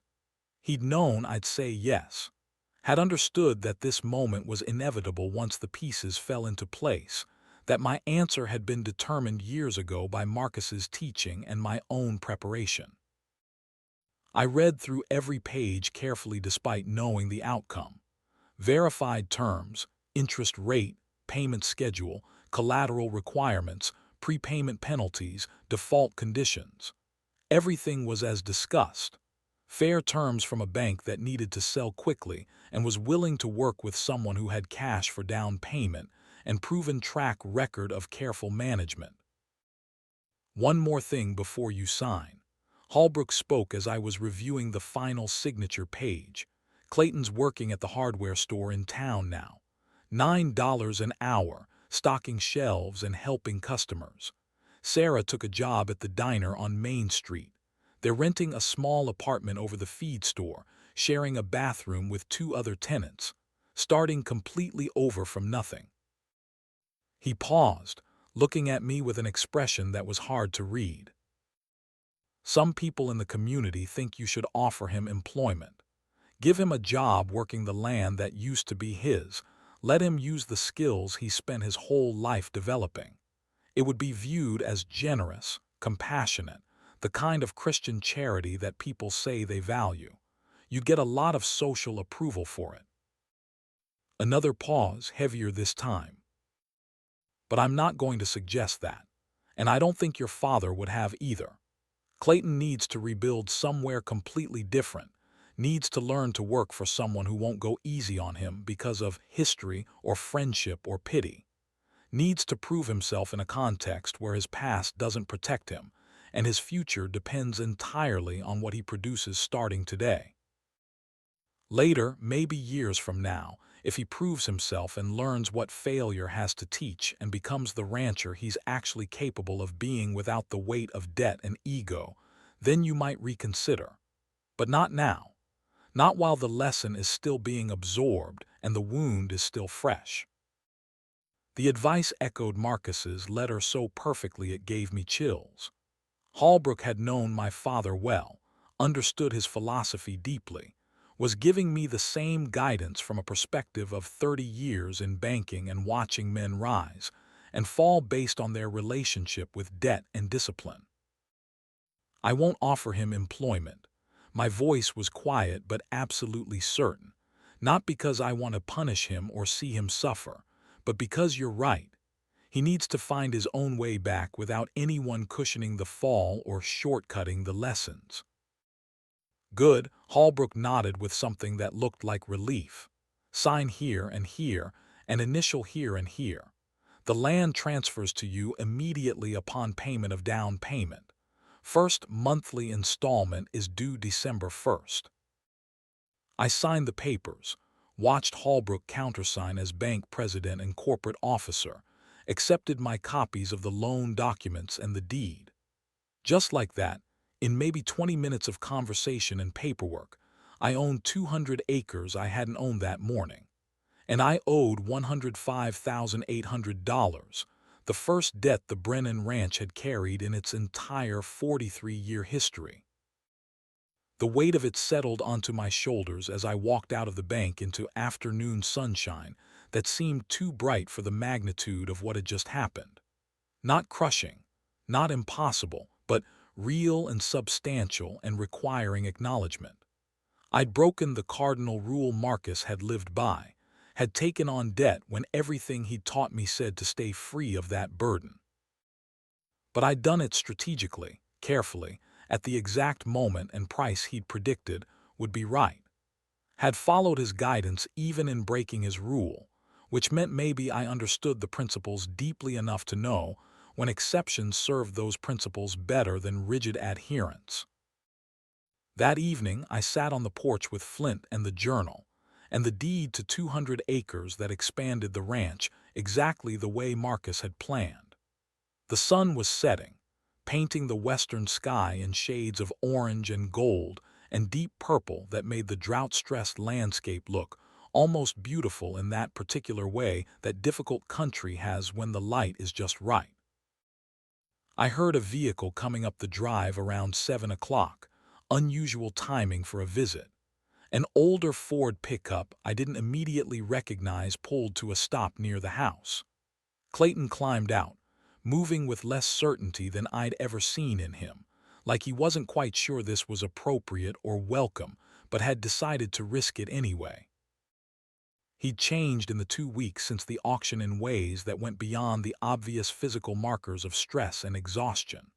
Lost weight, yes, but more than that he carried himself differently. The swagger was completely gone, the aggressive confidence that had defined him for years stripped away. Something more authentic but also more vulnerable had started replacing it, though it was too soon to know if that would be permanent or just shock that would fade as he rebuilt. He stood by his truck for a long moment, clearly uncertain, then reached into the truck bed and pulled out a cardboard box about the size you'd use for storing paperwork or books. "Got something for you." His voice was rough, carrying emotion he was barely keeping under control. "Found this in the back of my barn when I was clearing out the last of my stuff before the bank took full possession. Thought you should have it." He carried the box over and set it carefully on the bottom porch step, handling it like it contained something fragile or valuable despite its plain appearance. Then he turned to leave. Didn't wait for response or thanks or any kind of conversation that might make this moment more complicated than it already was. But before getting back in his truck, he stopped and looked back at me directly. "Thank you." The words came out quiet, almost too soft to hear, but weighted with meaning that went far beyond their surface simplicity. For the fence that time, for returning the cattle, for not making any of this harder than it had to be. You didn't owe me any of that kindness. I didn't do it for you. The truth came out before I could consider whether it was kind or diplomatic. I did it because it was right, because that's what my father would have done, because integrity isn't about other people, it's about who you choose to be when nobody's forcing you to be anything.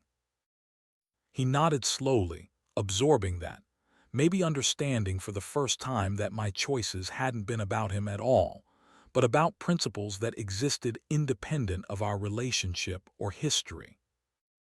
"I know, that's exactly why it mattered. That's what makes it mean something." He climbed into his truck without saying anything else, drove away slowly, dust rising behind him in the still evening air. I watched until he disappeared around the bend toward town, toward the small apartment and the hardware store job, and the complete restart of a life that had seemed so successful just a year ago. Then I looked down at the box he'd left.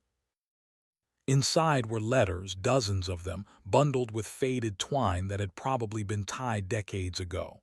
I pulled one out carefully and saw immediately the handwriting. Marcus's distinctive script, deliberate and clear. The address was Clayton's ranch. The postmark showed 1965, 13 years ago. I carried the box inside, set it on the kitchen table under the overhead light, and started reading chronologically, beginning with the earliest letters and working forward through time. They span 1965 to 1973, the last one dated just 2 months before Marcus died in September. Personal correspondence between friends who'd known each other since childhood, stayed connected through decades despite taking increasingly different paths in their ranching philosophies and life approaches. Marcus wrote about everything: ranch operations, weather patterns, the rhythm of seasons, and the satisfaction of honest work done well. He wrote about philosophy and values, about what mattered in the long term versus what looked impressive in the short term. And in nearly every single letter, somewhere woven into the everyday details and observations, he warned Clayton about debt. From 1968, I know you think I'm being too conservative, Clayton, and maybe I am by some measures. Everyone says growth is good, that you have to leverage up to get ahead in modern agriculture. But I've watched this cycle before, seen men borrow during good times and lose everything when conditions change. The pressure to grow will always be there. The opportunity to borrow will always be available. What won't always be there is the ability to survive when the economy shifts or weather fails or interest rates climb. Build slow, build solid, build on cash you actually have rather than money you hope to earn someday. From 1970, I'm genuinely worried about you, friend, and I hope you'll hear this the way I mean it. Not as criticism, but as concern from someone who's known you for 30 years. You're starting to believe that bigger equals better, that the measure of success is how much land you control rather than how well you manage what you have. But the land doesn't care about our ambitions or pride. It only cares about whether we can survive the hard years. And the hard years always come, Clayton. Always. Plan for things going wrong and you'll make it through. Plan for things going right and you won't. From 1972, you bought the Peterson place and I understand why it seemed like a good opportunity. The land is decent, the price was probably fair by current standards, but borrowing $200,000 at variable interest rates scares me more than I can adequately express. What happens if rates increase? What happens if drought hits for 2 or 3 years? What happens if cattle prices drop? You're counting on everything continuing to go right. Agriculture doesn't work that way. Never has, never will. Plan for adversity and you survive. Plan for prosperity and you're setting yourself up for disaster you won't see coming. The final letter, dated July 1973, 2 months before the heart attack that killed him. Clayton, this will likely be my last letter to you. Doctor says my heart is failing. Gives me maybe 6 months at most. I'm not afraid of dying, but I am afraid of leaving without saying what needs to be said clearly enough that you might actually hear it.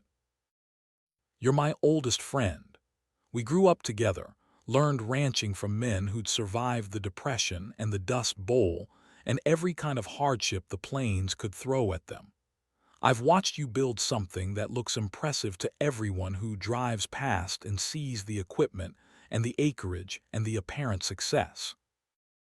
But I've also watched you build it on a foundation that won't hold when the wind changes. And the wind is changing, friend. I can feel it in the economy, in the policies coming out of Washington, in the way credit is getting easier when it should be getting harder. That's always the sign. When banks are eager to lend and everyone says conditions will keep improving, that's when you should be most careful. When the correction comes, and it absolutely will, I won't be here to help you through it. But Ethan will be. He's more like me than you might think, more than he probably realizes himself yet. He'll understand what I've been trying to tell you all these years. Trust him if you can. Listen to him even when it's hard to hear. All these years, all these letters, I just wanted you to see that there's another way. A slower way, a safer way, a way that values freedom over flash and substance over appearance. I hope you find it before it's too late. But if you don't, I hope you'll at least learn from the falling and come back stronger and wiser on the other side. Your friend always, through whatever comes. Marcus. I sat at the kitchen table until past midnight, reading and rereading those letters, understanding slowly the depth of Marcus's love for his oldest friend and the pain it must have caused him to watch Clayton ignore warnings that were so clear and consistent and born from genuine concern rather than competition or judgment. He'd been trying to save Clayton for years, had seen the disaster approaching like storm clouds building on the horizon, had tried through patient friendship and persistent gentle warning to change the trajectory before it became irreversible. Clayton hadn't listened, had believed the cultural narrative instead of his friend's wisdom, had paid a terrible price for that choice, was paying it still and would be for years to come. But in giving me these letters now, in making sure I knew they existed and understood their significance, Clayton was acknowledging something profound that went beyond mere admission of error. He was saying that Marcus had been right about everything, that the warnings had been real and accurate, that the alternate path had existed and been available if only he'd had the wisdom or courage to take it. This was his way of honoring Marcus's memory by admitting the truth even when it hurt. His way of saying thank you for choosing grace over vindication when you had every right to gloat. His way of passing on the wisdom he'd refused to accept when it might have saved him, making sure it wouldn't be lost even though it came too late for him to benefit from it. I gathered the letters carefully, retied them with the same faded twine, placed them in the journal next to Marcus's other writings and instructions. They belonged there, part of the same story, the same teaching, the same love that reached across time and death and human failure to keep trying to guide people toward better choices. The journal was getting thick now, filled with Marcus's original entries and my own additions, and now these letters that showed how he tried to share his wisdom even with people who weren't ready to hear it. A complete record of a philosophy built on hard experience and offered freely to anyone willing to listen. I went to bed late, slept fitfully, dreams full of auctions and letters and decisions that rippled across years producing outcomes nobody could fully predict, but some could prepare for. Woke several times to the sound of wind picking up outside, growing stronger as the night progressed, rattling windows and making the house creak in ways it usually didn't. By morning, the radio was carrying weather warnings in tones that suggested the forecasters themselves were concerned, which was unusual enough to merit attention. A major winter storm was building over Canada, they said. Tracking models showed it moving south toward Wyoming within the week. Could be historic, they emphasized. Temperature potentially dropping to 35 below zero before factoring wind chill. Snowfall measured in feet rather than inches. Wind gusts potentially exceeding 80 miles per hour. The kind of storm that tested everything: infrastructure, preparation, livestock, people. The kind that revealed which operations were actually built to withstand adversity and which were just barely holding together during good conditions. The kind that could kill if you weren't ready, if you hadn't planned, if you'd cut corners on maintenance or shelter or supplies. I spent that entire day checking and rechecking every system on the ranch with methodical thoroughness that bordered on obsessive. Hay moved from the far storage barn to positions close to the cattle shelters, enough for 2 solid weeks if we got completely snowed in. Generator tested twice, fuel tank filled, backup fuel and jerry cans stored where they'd be accessible. Cattle moved to the pasture with best natural windbreak and closest proximity to the barn. Water system checked for vulnerable points, heat tape installed where pipes might freeze, backup water sources identified. Emergency supplies in the house verified and supplemented. Every piece of equipment checked, fueled, ready.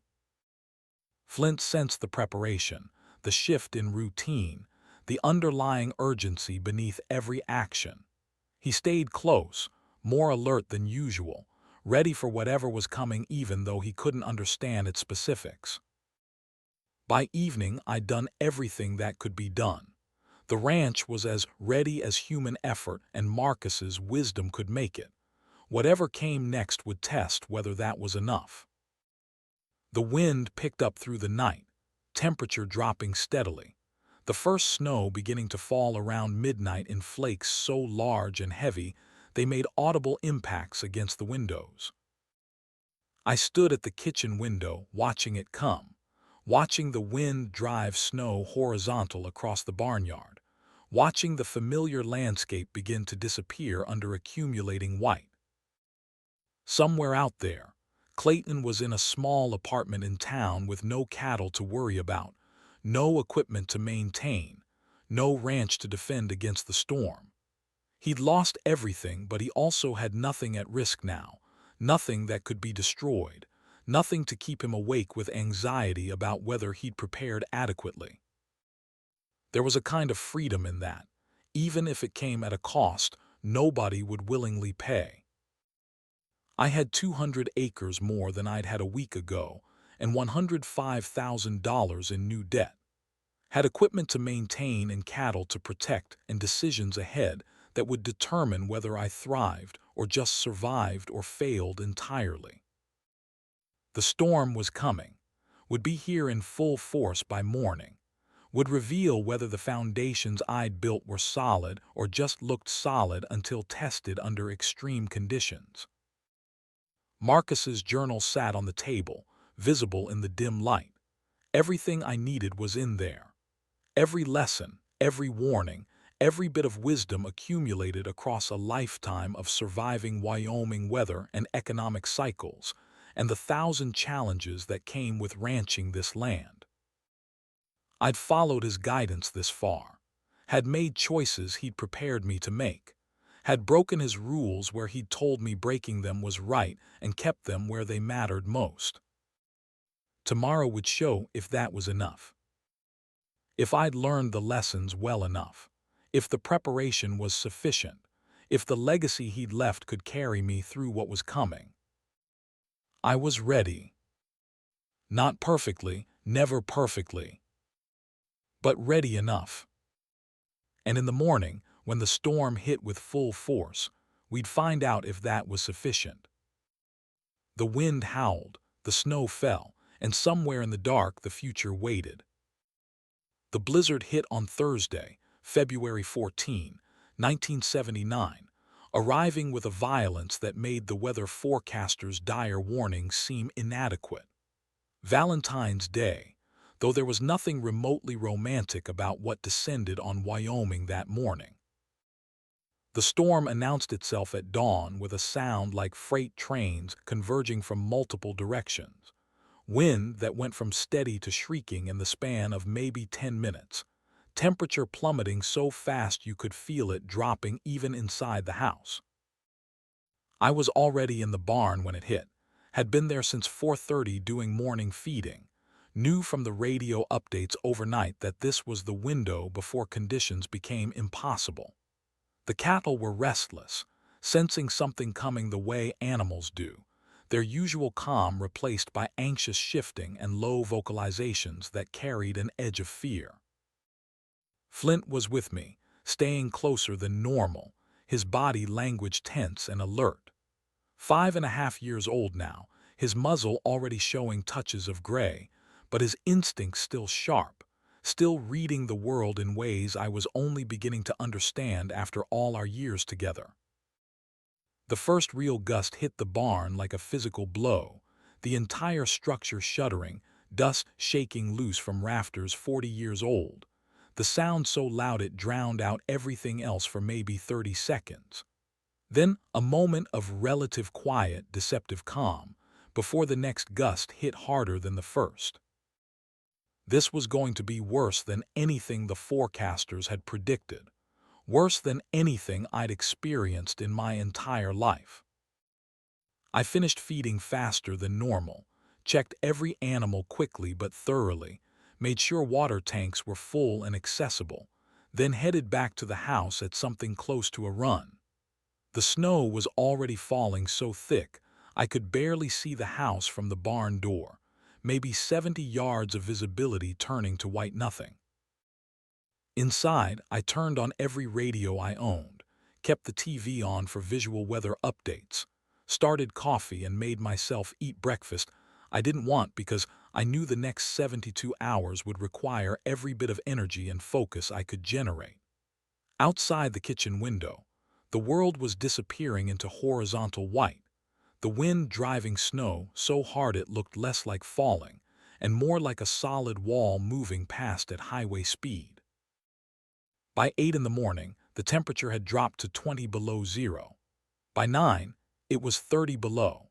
The wind was sustained at 60 miles per hour with gusts the radio said were hitting 85. Wind chill calculations put the effective temperature somewhere around 75 below zero, cold enough to freeze exposed skin in under 5 minutes, cold enough to kill in under 20 if you weren't prepared. The power went out at 9:40. The house going silent and dark except for the battery-powered radio and the gray light coming through snow-covered windows. I'd been expecting it, had the generator ready, got it running within 10 minutes. The house lights came back on, the refrigerator hummed to life, the well pump resumed operation. Small victories that felt enormous under the circumstances. I bundled up in layers, everything I owned that provided insulation and wind protection. Long underwear jeans, second pair of jeans, flannel shirt, wool sweater, insulated coveralls, the heavy Carhartt coat that had been Marcus's and still smelled faintly like him. Wool hat, face mask, insulated gloves with leather work gloves over them. Boots with 2 pairs of wool socks. Looked ridiculous, could barely move, but I'd be working outside for extended periods and there was no margin for error. Flint watched these preparations with complete focus, understanding we were going somewhere despite conditions that screamed danger. "Ready, buddy, we've got work to do." His tail wagged once, economical movement, then he was at the door waiting. The journey from house to barn, 70 yards I could normally walk in 30 seconds, took nearly 5 minutes. The wind was so strong it was hard to stand upright, had to lean into it at maybe a 30-degree angle just to maintain position. Snow stung any exposed skin, felt like needles driven by pressure washers. Visibility was essentially zero, navigated more by memory and feel than sight. Inside the barn, the contrast was profound. Still cold, well below freezing, but the wind was blocked and you could breathe without pain and see more than 3 feet in any direction.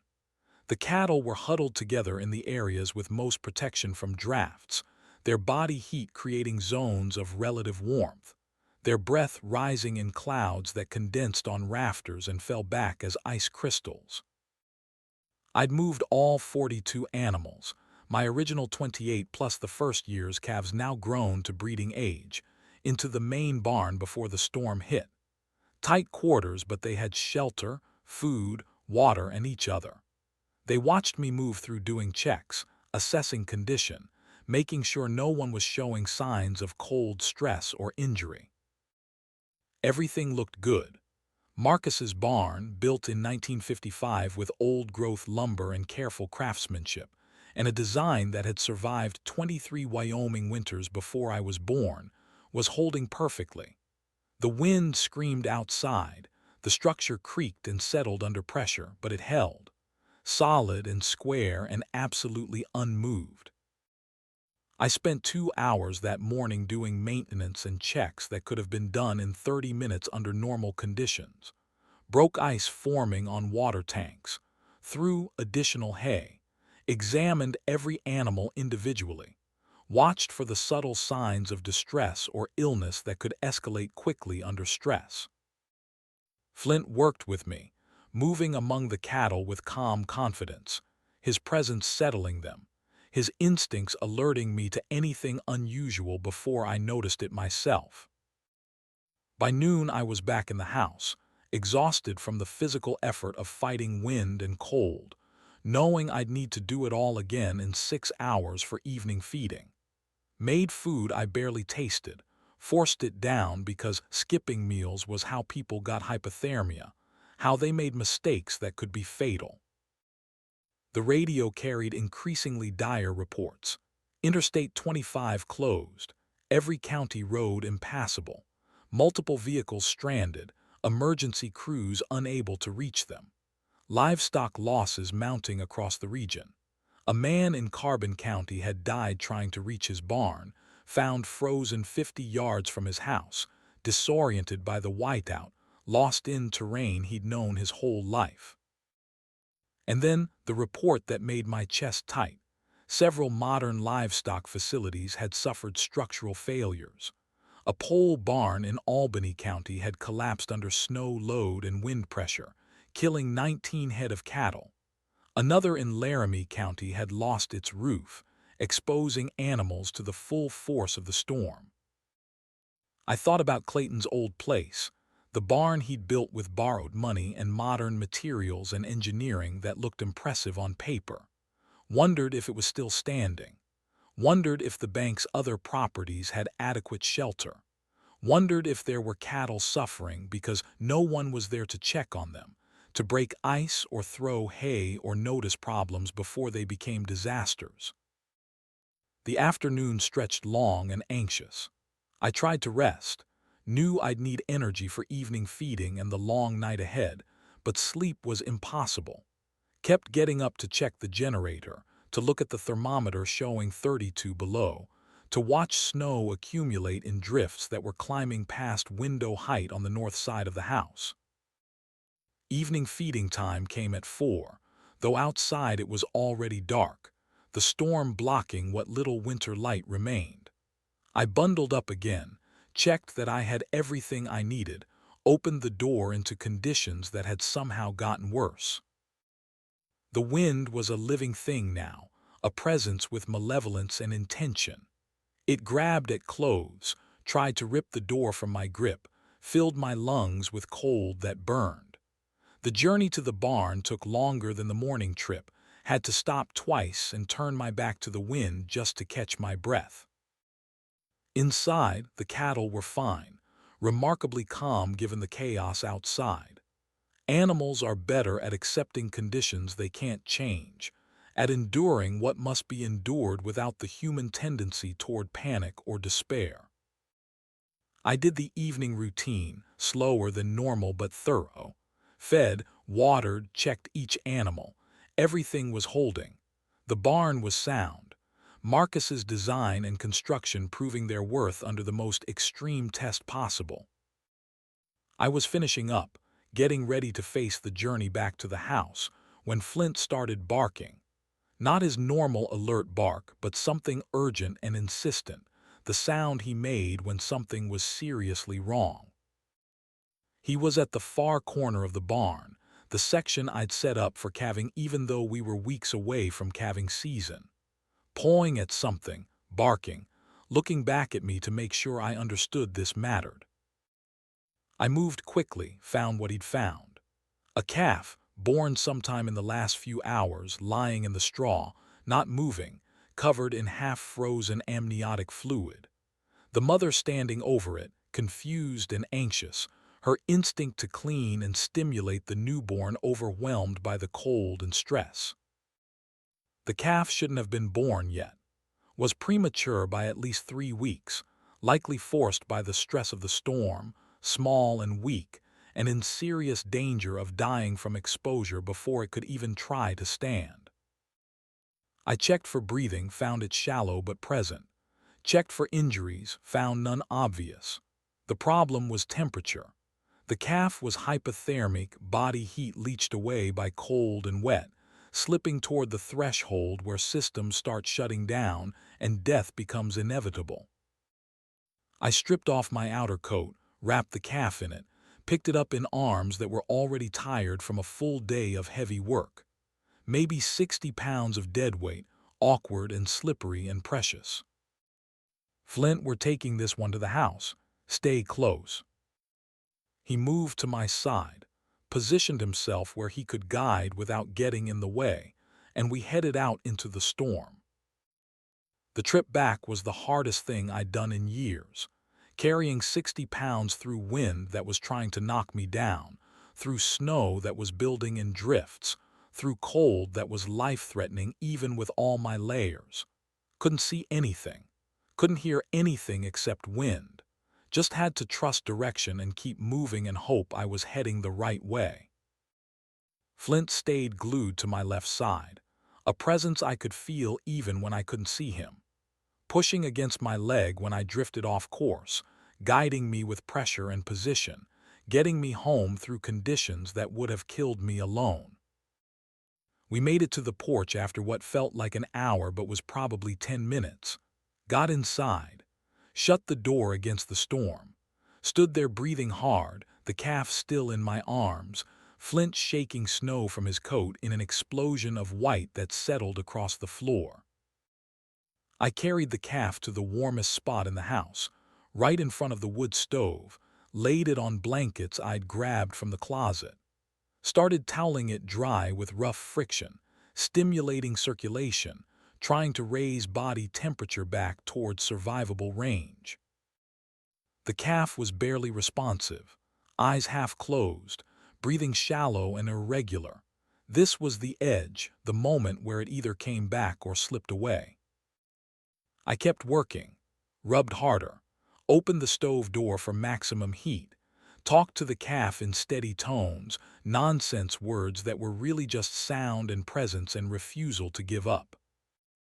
Flint lay down beside the calf, his own body providing warmth and something else, some kind of life force that animals share when they choose to, some determination that this small creature would live.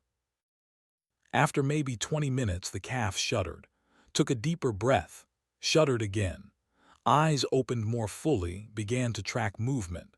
The front legs twitched, muscle response returning as core temperature climbed back above critical threshold. Another 10 minutes, and it was trying to lift its head. After an hour, it was attempting to stand, failing, trying again with the absolute determination that newborns have, that drive to be upright and mobile that defines creatures who are prey in the natural world. By midnight, it was on its feet, wobbly but standing, making soft vocalizations that said it was hungry and confused but fundamentally okay. I'd prepared bottles of colostrum from stores I kept for emergencies, warmed it carefully, fed the calf by hand. It drank eagerly, the sucking reflex strong, life asserting itself now that warmth and safety had given it a chance. Flint had stayed the entire time, his presence steady and calm, his contribution to this small miracle impossible to quantify but absolutely real. When the calf finally curled up on the blankets and fell into the deep sleep of exhaustion and recovery, Flint finally relaxed, his tail thumping twice against the floor in satisfaction. I sat on the floor with my back against the couch, too tired to move, watching the calf breathe, watching snow blow horizontal past the window, thinking about the difference between luck and preparation, between surviving and thriving, between giving up and refusing to quit even when conditions seem impossible. The storm continued through the night with unrelenting fury. Every 6 hours I had to make the journey to the barn, each trip feeling more dangerous than the last as fatigue accumulated, and conditions refused to improve. The midnight feeding was the worst so far, temperature at 34 below, wind gusting so hard I had to crawl the last 20 yards to the barn door, had to time my movements between gusts just to avoid being knocked down. Friday morning brought no relief. If anything, conditions had worsened. The radio, when I could hear it through static, reported sustained winds at 70 miles per hour. Snow was falling at rates of 3 inches per hour, had been for nearly 24 hours straight. Drifts were building to heights that made navigation nearly impossible, familiar landmarks completely buried. The entire landscape transformed into undifferentiated white. The 6 a.m. feeding took 40 minutes round trip, should have taken maybe 15. Had to dig my way through a drift that had built against the barn door overnight, 4 feet of packed snow that required a shovel I'd had the foresight to leave inside the barn during the previous trip. Inside, the cattle were still fine, still calm despite the chaos outside, their trust in the shelter absolute and well-founded. Marcus's barn continued to hold with a solidity that was almost defiant. While radio reports came in of structures failing across the region, modern buildings engineered with computer precision collapsing under loads they'd been theoretically designed to handle. This simple, 40-year-old barn built by men who understood over-engineering and redundancy stood absolutely firm. The walls didn't flex under wind pressure. The roof didn't sag under snow load. The doors, hung on hinges Marcus had installed with his own hands, still opened and closed smoothly despite ice and pressure and conditions that would have warped lesser construction. Every time I completed the journey and stepped into that shelter, I felt Marcus's presence stronger than ever. This wasn't just a building. This was love made manifest in lumber and nails and careful craftsmanship. This was a father preparing for his son's future in the most practical way possible, building something that would stand when it mattered most. Friday afternoon feeding at 2 o'clock brought a new challenge. The drift on the north side of the house had built so high I couldn't use the front door anymore.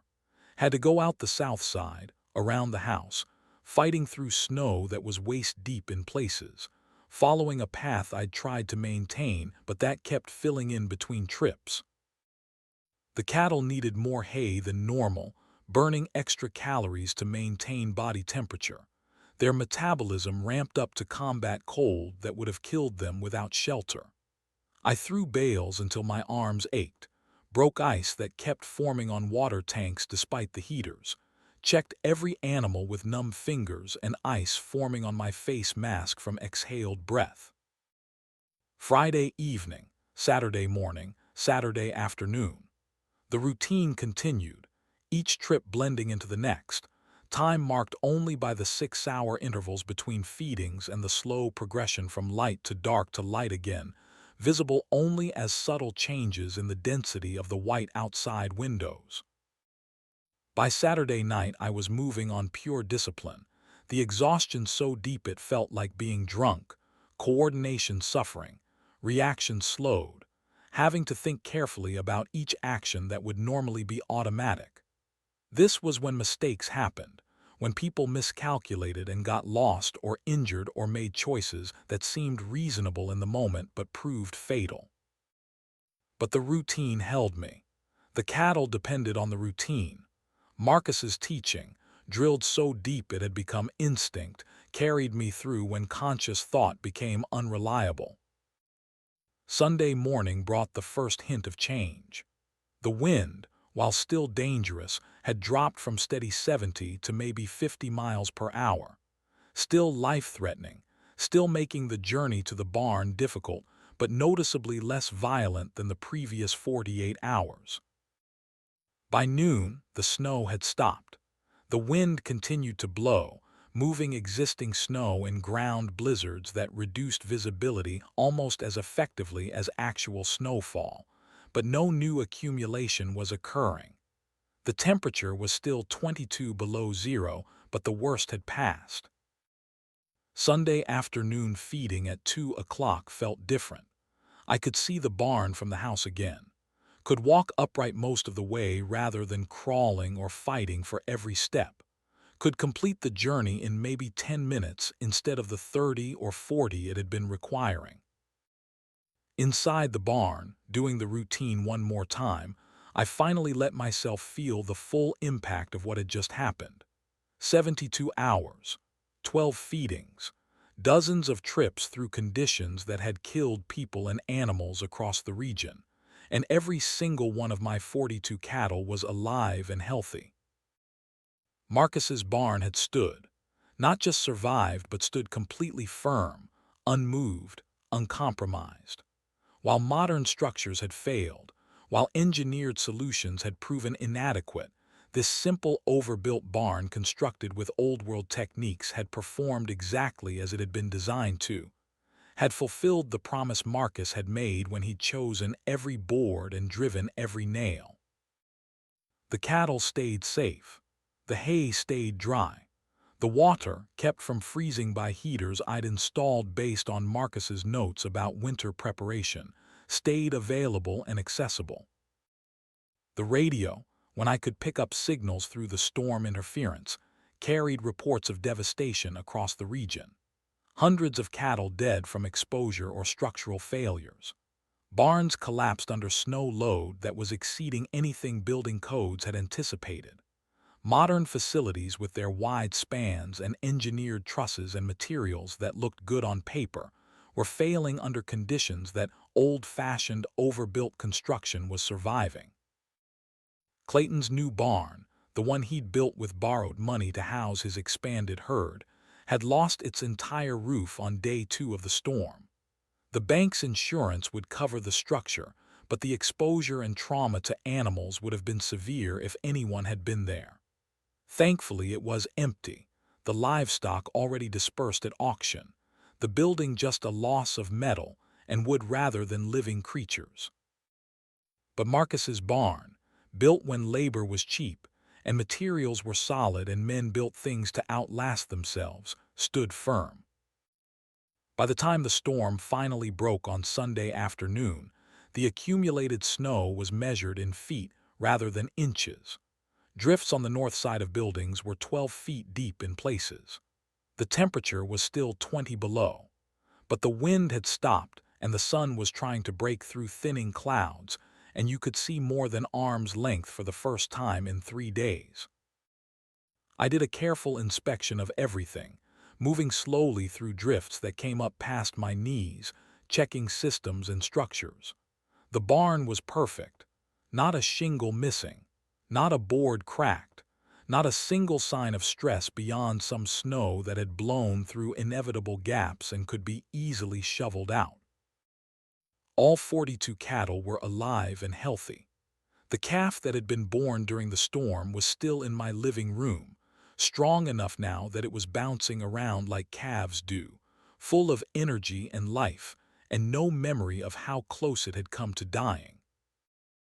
I stood in the barnyard as the sun finally broke through, painting the snow-covered landscape in shades of gold and orange, and felt something profound settle in my chest. Not pride exactly, more like gratitude mixed with understanding. Marcus had built this place to survive exactly this kind of test, had used old techniques and solid materials and careful design because he'd known that eventually the worst would come, and when it did, only what was truly solid would stand. The radio that evening carried the full scope of the disaster. Over 300 cattle dead across Wyoming, dozens of barns and outbuildings destroyed, 8 people dead from exposure or accidents related to the storm, millions of dollars in damage, the worst blizzard in recorded state history. But the Brennan Ranch had come through without a single loss, not one animal dead or injured, not one structure damaged, everything that mattered intact and functional. That night, exhausted beyond measure but unable to sleep, I sat at the kitchen table with the journal. I'd read most of it so many times I'd nearly memorized whole sections, but something made me open it again, flip through pages I knew by heart, looking for something I couldn't quite name. And there, glued into the very last page of the journal, hidden so carefully I'd missed it in every previous reading, was a final envelope. Smaller than the others, sealed with wax that had cracked with age, marked in Marcus's hand with a single instruction. Read this after you survive your first real test. My hands shook as I broke the seal. Inside was a single page, dated September 10, 1973, the day before Marcus died. The handwriting was shakier than in any of his other entries, written by a man who knew he had almost no time left. Ethan, if you're reading this, you survived something terrible. A storm maybe, or a drought, or an economic collapse, or some combination of disasters that tested everything you'd built. And you're sitting here now wondering if you did it right, if the choices you made were correct, if you're worthy of this inheritance I left you. Let me tell you something I learned too late in life to tell you in person. There's no such thing as doing it perfectly. There's only doing it honestly, only making choices based on what you truly believe rather than what impresses other people, only building on foundations you understand rather than chasing things that look good but lack substance. You survived not because you're special or lucky or blessed. You survived because you prepared, because you valued substance over appearance, because you built on solid foundations even when everyone told you that was old-fashioned and unnecessary. But here's what matters more than survival: what you do with it afterward, how you treat people who didn't survive, whether you gloat or show grace, whether you take advantage or help rebuild, whether you become bitter about your hardships or grateful for what you preserved.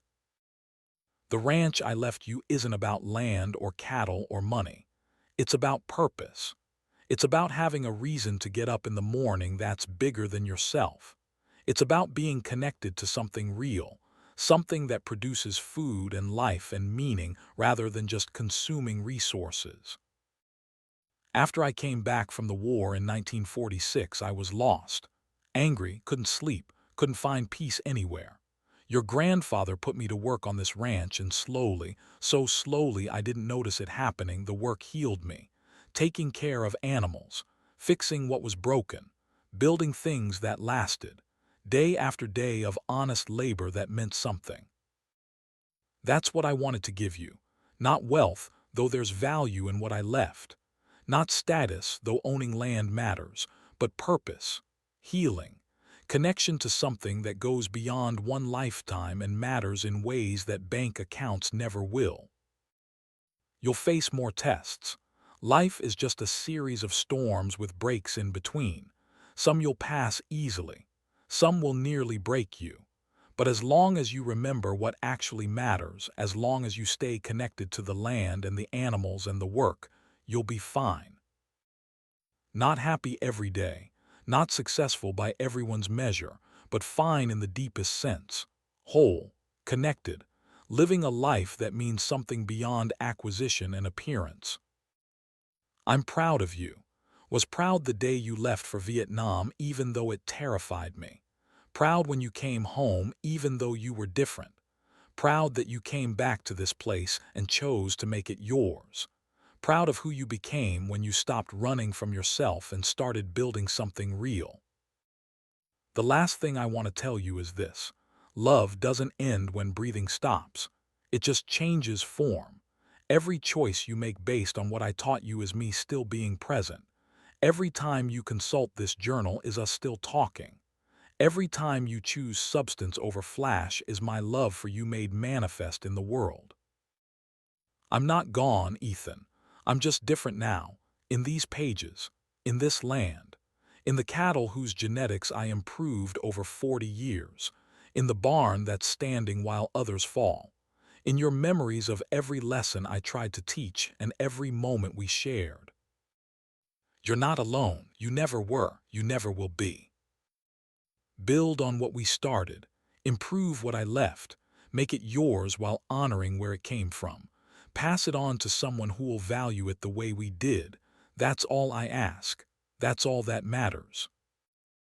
And when your time comes, when you're sitting somewhere writing your own final words to whoever comes after you, I hope you feel what I feel right now, which is that you did it right. Not perfectly, but honestly, with integrity and purpose and love that outlasted your body and found other ways to exist. All my love, across all time, forever and always. Dad. I sat at that kitchen table until the sun came up, reading and rereading those words, crying without shame, understanding finally and completely what Marcus had been trying to teach me all along. It wasn't about the ranch. It was never about the ranch. It was about having something worth building, something worth fighting for, something that connected you to things larger than yourself, purpose that got you up in the morning, work that mattered, legacy that outlasted your lifetime. The storm had tested the physical structures. The barn had stood. The cattle had survived. But this letter was testing something deeper, whether I understood what actually mattered, whether I'd learned not just the techniques of ranching but the philosophy behind them, whether I could take what Marcus had given me and honor it by living it fully rather than just going through motions. Spring came slowly that year, reluctant and careful, like the land needed time to recover from winter's assault. But it came. The snow melted in rushing streams. The grass returned, tentative at first then stronger. The cattle moved out to pasture, grateful for space and fresh feed and freedom to roam. The calf born during the storm, which I'd named Valentine because of the date, and the irony and the way love shows up in the strangest circumstances, grew strong and healthy. By April she was running with the other calves, showing no signs of her traumatic entry into the world. I made my first payment on the land loan in March, $3,800 that represented 3 years of discipline ahead. The check cleared. The balance dropped incrementally. 1 month down, 35 to go. Clayton was still in town, still working at the hardware store, still rebuilding from nothing. I saw him occasionally, nodded when our paths crossed, but we didn't speak. There was nothing that needed to be said. He was learning what he needed to learn. I was building what I needed to build. Our paths had diverged, but there was no animosity, just different directions chosen based on different wisdom. In May, I was working on fence repairs along the new section of land, the 200 acres that had been Clayton's and was now mine, when I found something that stopped me cold. A fence post, old and weathered, different from the others. While the surrounding posts were standard treated pine, this one was cedar, hand-hewn from what looked like a single log, the kind of post men made when they wanted something to last 50 years instead of 20. And carved into it, barely visible through decades of weather and wear, were words. I had to kneel in the grass beside it to see them clearly, had to trace the letters with my fingers to be absolutely sure I was reading them correctly. MB plus EB 1955, built to last. Marcus Brennan and Ethan Brennan, my father and me. The year I was born, carved into a fence post on land he didn't own, land that wouldn't be his for another 23 years, land that would eventually become mine through a path he'd mapped out before I even understood what maps were for. He'd seen that far ahead, had believed that completely, had loved that deeply.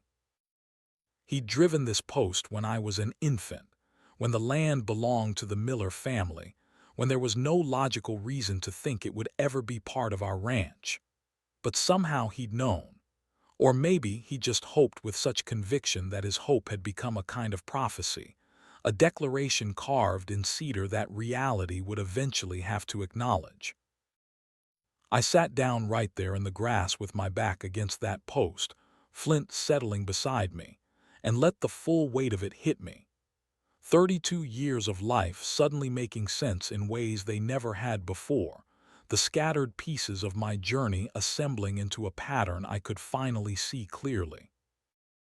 Marcus hadn't just left me instructions for running a ranch. He'd left me a philosophy for living a life that mattered, for choosing substance over appearance, for building things that outlasted storms and criticism, and the temptation to chase what looked good rather than what was real. The carving was weathered but still legible, would probably still be legible another 30 years from now, maybe longer. Built to last, he'd written, not just the fence post, everything, the barn, the philosophy, the love. I stayed there for a long time, maybe an hour, just sitting and thinking and feeling the sun on my face and the solid cedar at my back. Flint dozed peacefully, his breathing deep and even, his trust in this moment absolute. The grass was green and thick, early summer growth that had come back strong after winter's assault.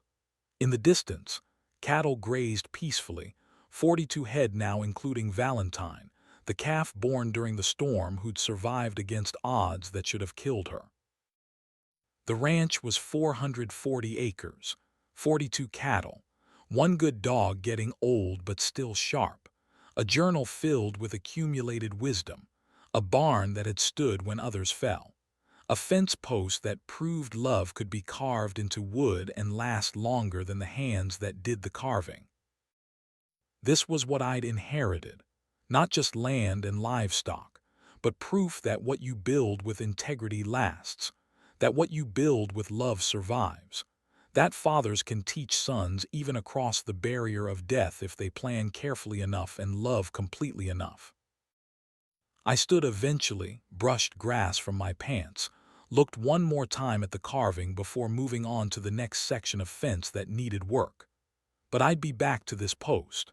Would bring oil to seal the wood, protect the carving, make sure it lasted another 30 years for whoever came after me. Because that was the point Marcus had been making. Not that I was special, but that we were all links in a chain, caretakers of something larger than ourselves, responsible for maintaining what we'd been given and improving it where we could and passing it on to whoever came next. That evening, I added my own entry to the journal, writing slowly by lamplight at the kitchen table, Flint asleep at my feet, the house settling around me with familiar creaks and sounds. May 15, 1979, found Dad's carving on the fence post, MB plus EB 1955, built to last. Understanding now what he was really teaching all along. It's not about cattle or land or money. It's about building something that matters, something that lasts, something worth passing on to whoever comes next. 42 cattle, 440 acres, all paid for except the new section. 3 years of debt ahead but manageable, already ahead of schedule on payments. Flint getting older, nearly 6 years old now but still sharp and good.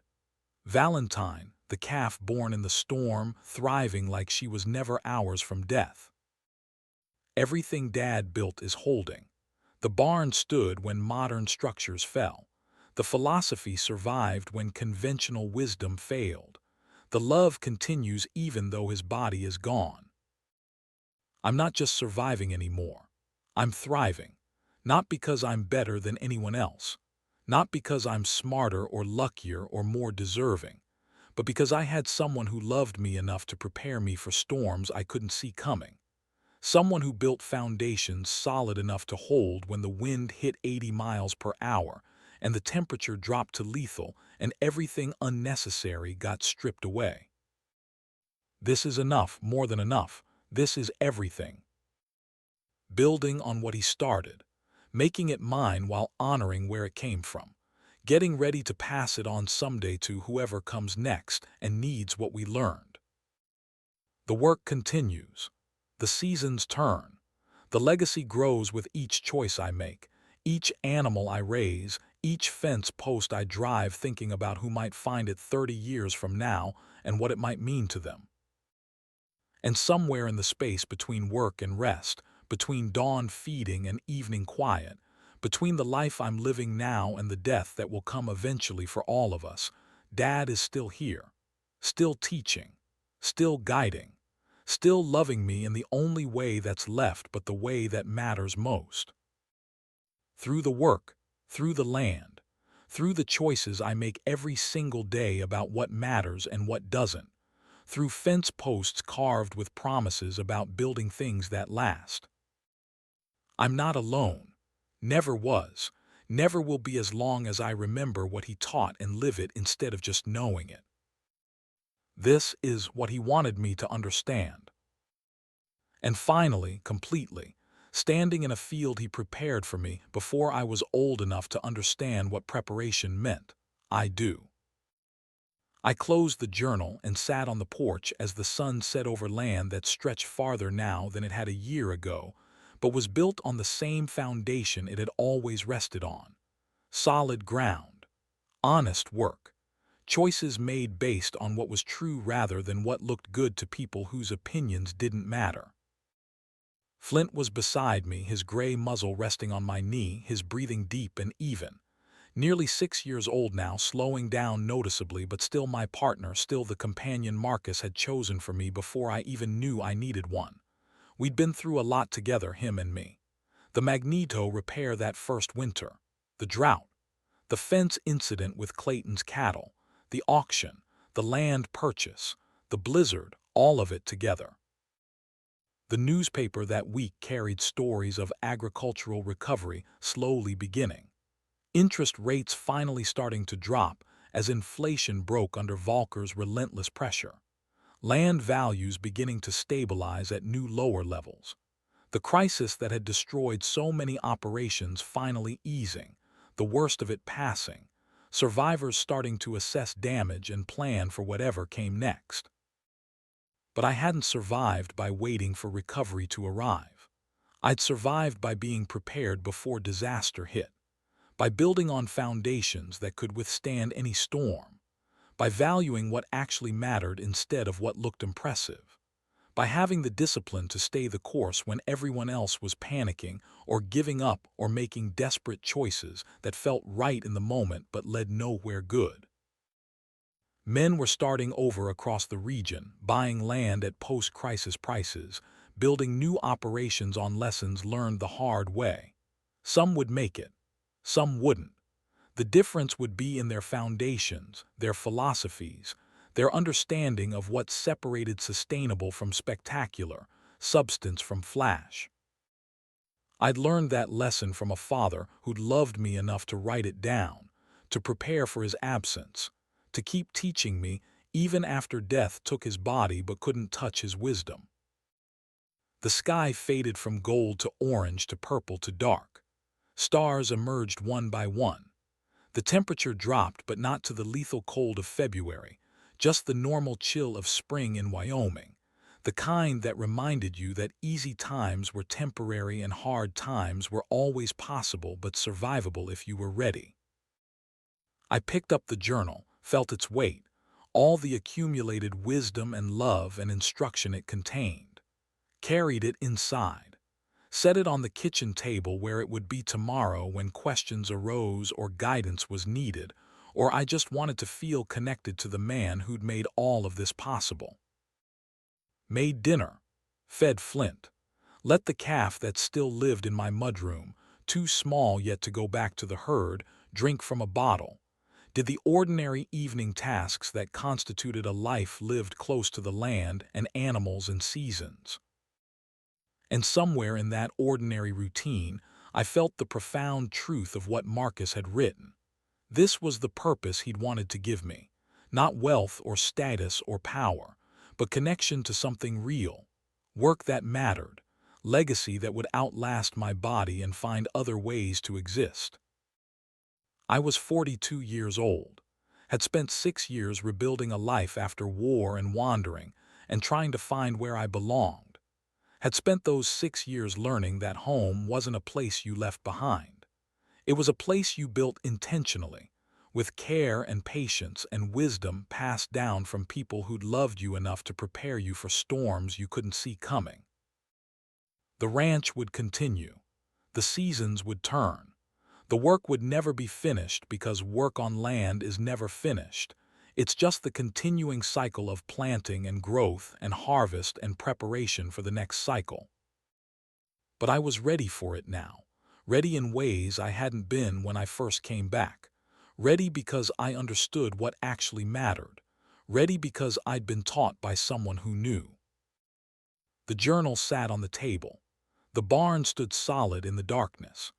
The cattle rested in pastures that were mine but felt borrowed from something larger than ownership, felt like stewardship of resources that would outlast any individual and mattered because of their continuation rather than their possession. I was home, finally completely, absolutely home. Not because I'd returned to the place I'd left, but because I'd learned what home actually meant. Purpose, connection, work that mattered, love that outlasted death and found new ways to exist, building on foundations laid by people who'd come before and preparing foundations for people who'd come after. This was what Marcus had tried to tell me in every entry, every letter, every carefully prepared lesson. And finally, standing here in the kitchen of the house he'd built and maintained and filled with love, I understood completely. The prodigal son hadn't just come home. He'd learned what home was for. And that made all the difference. Forever.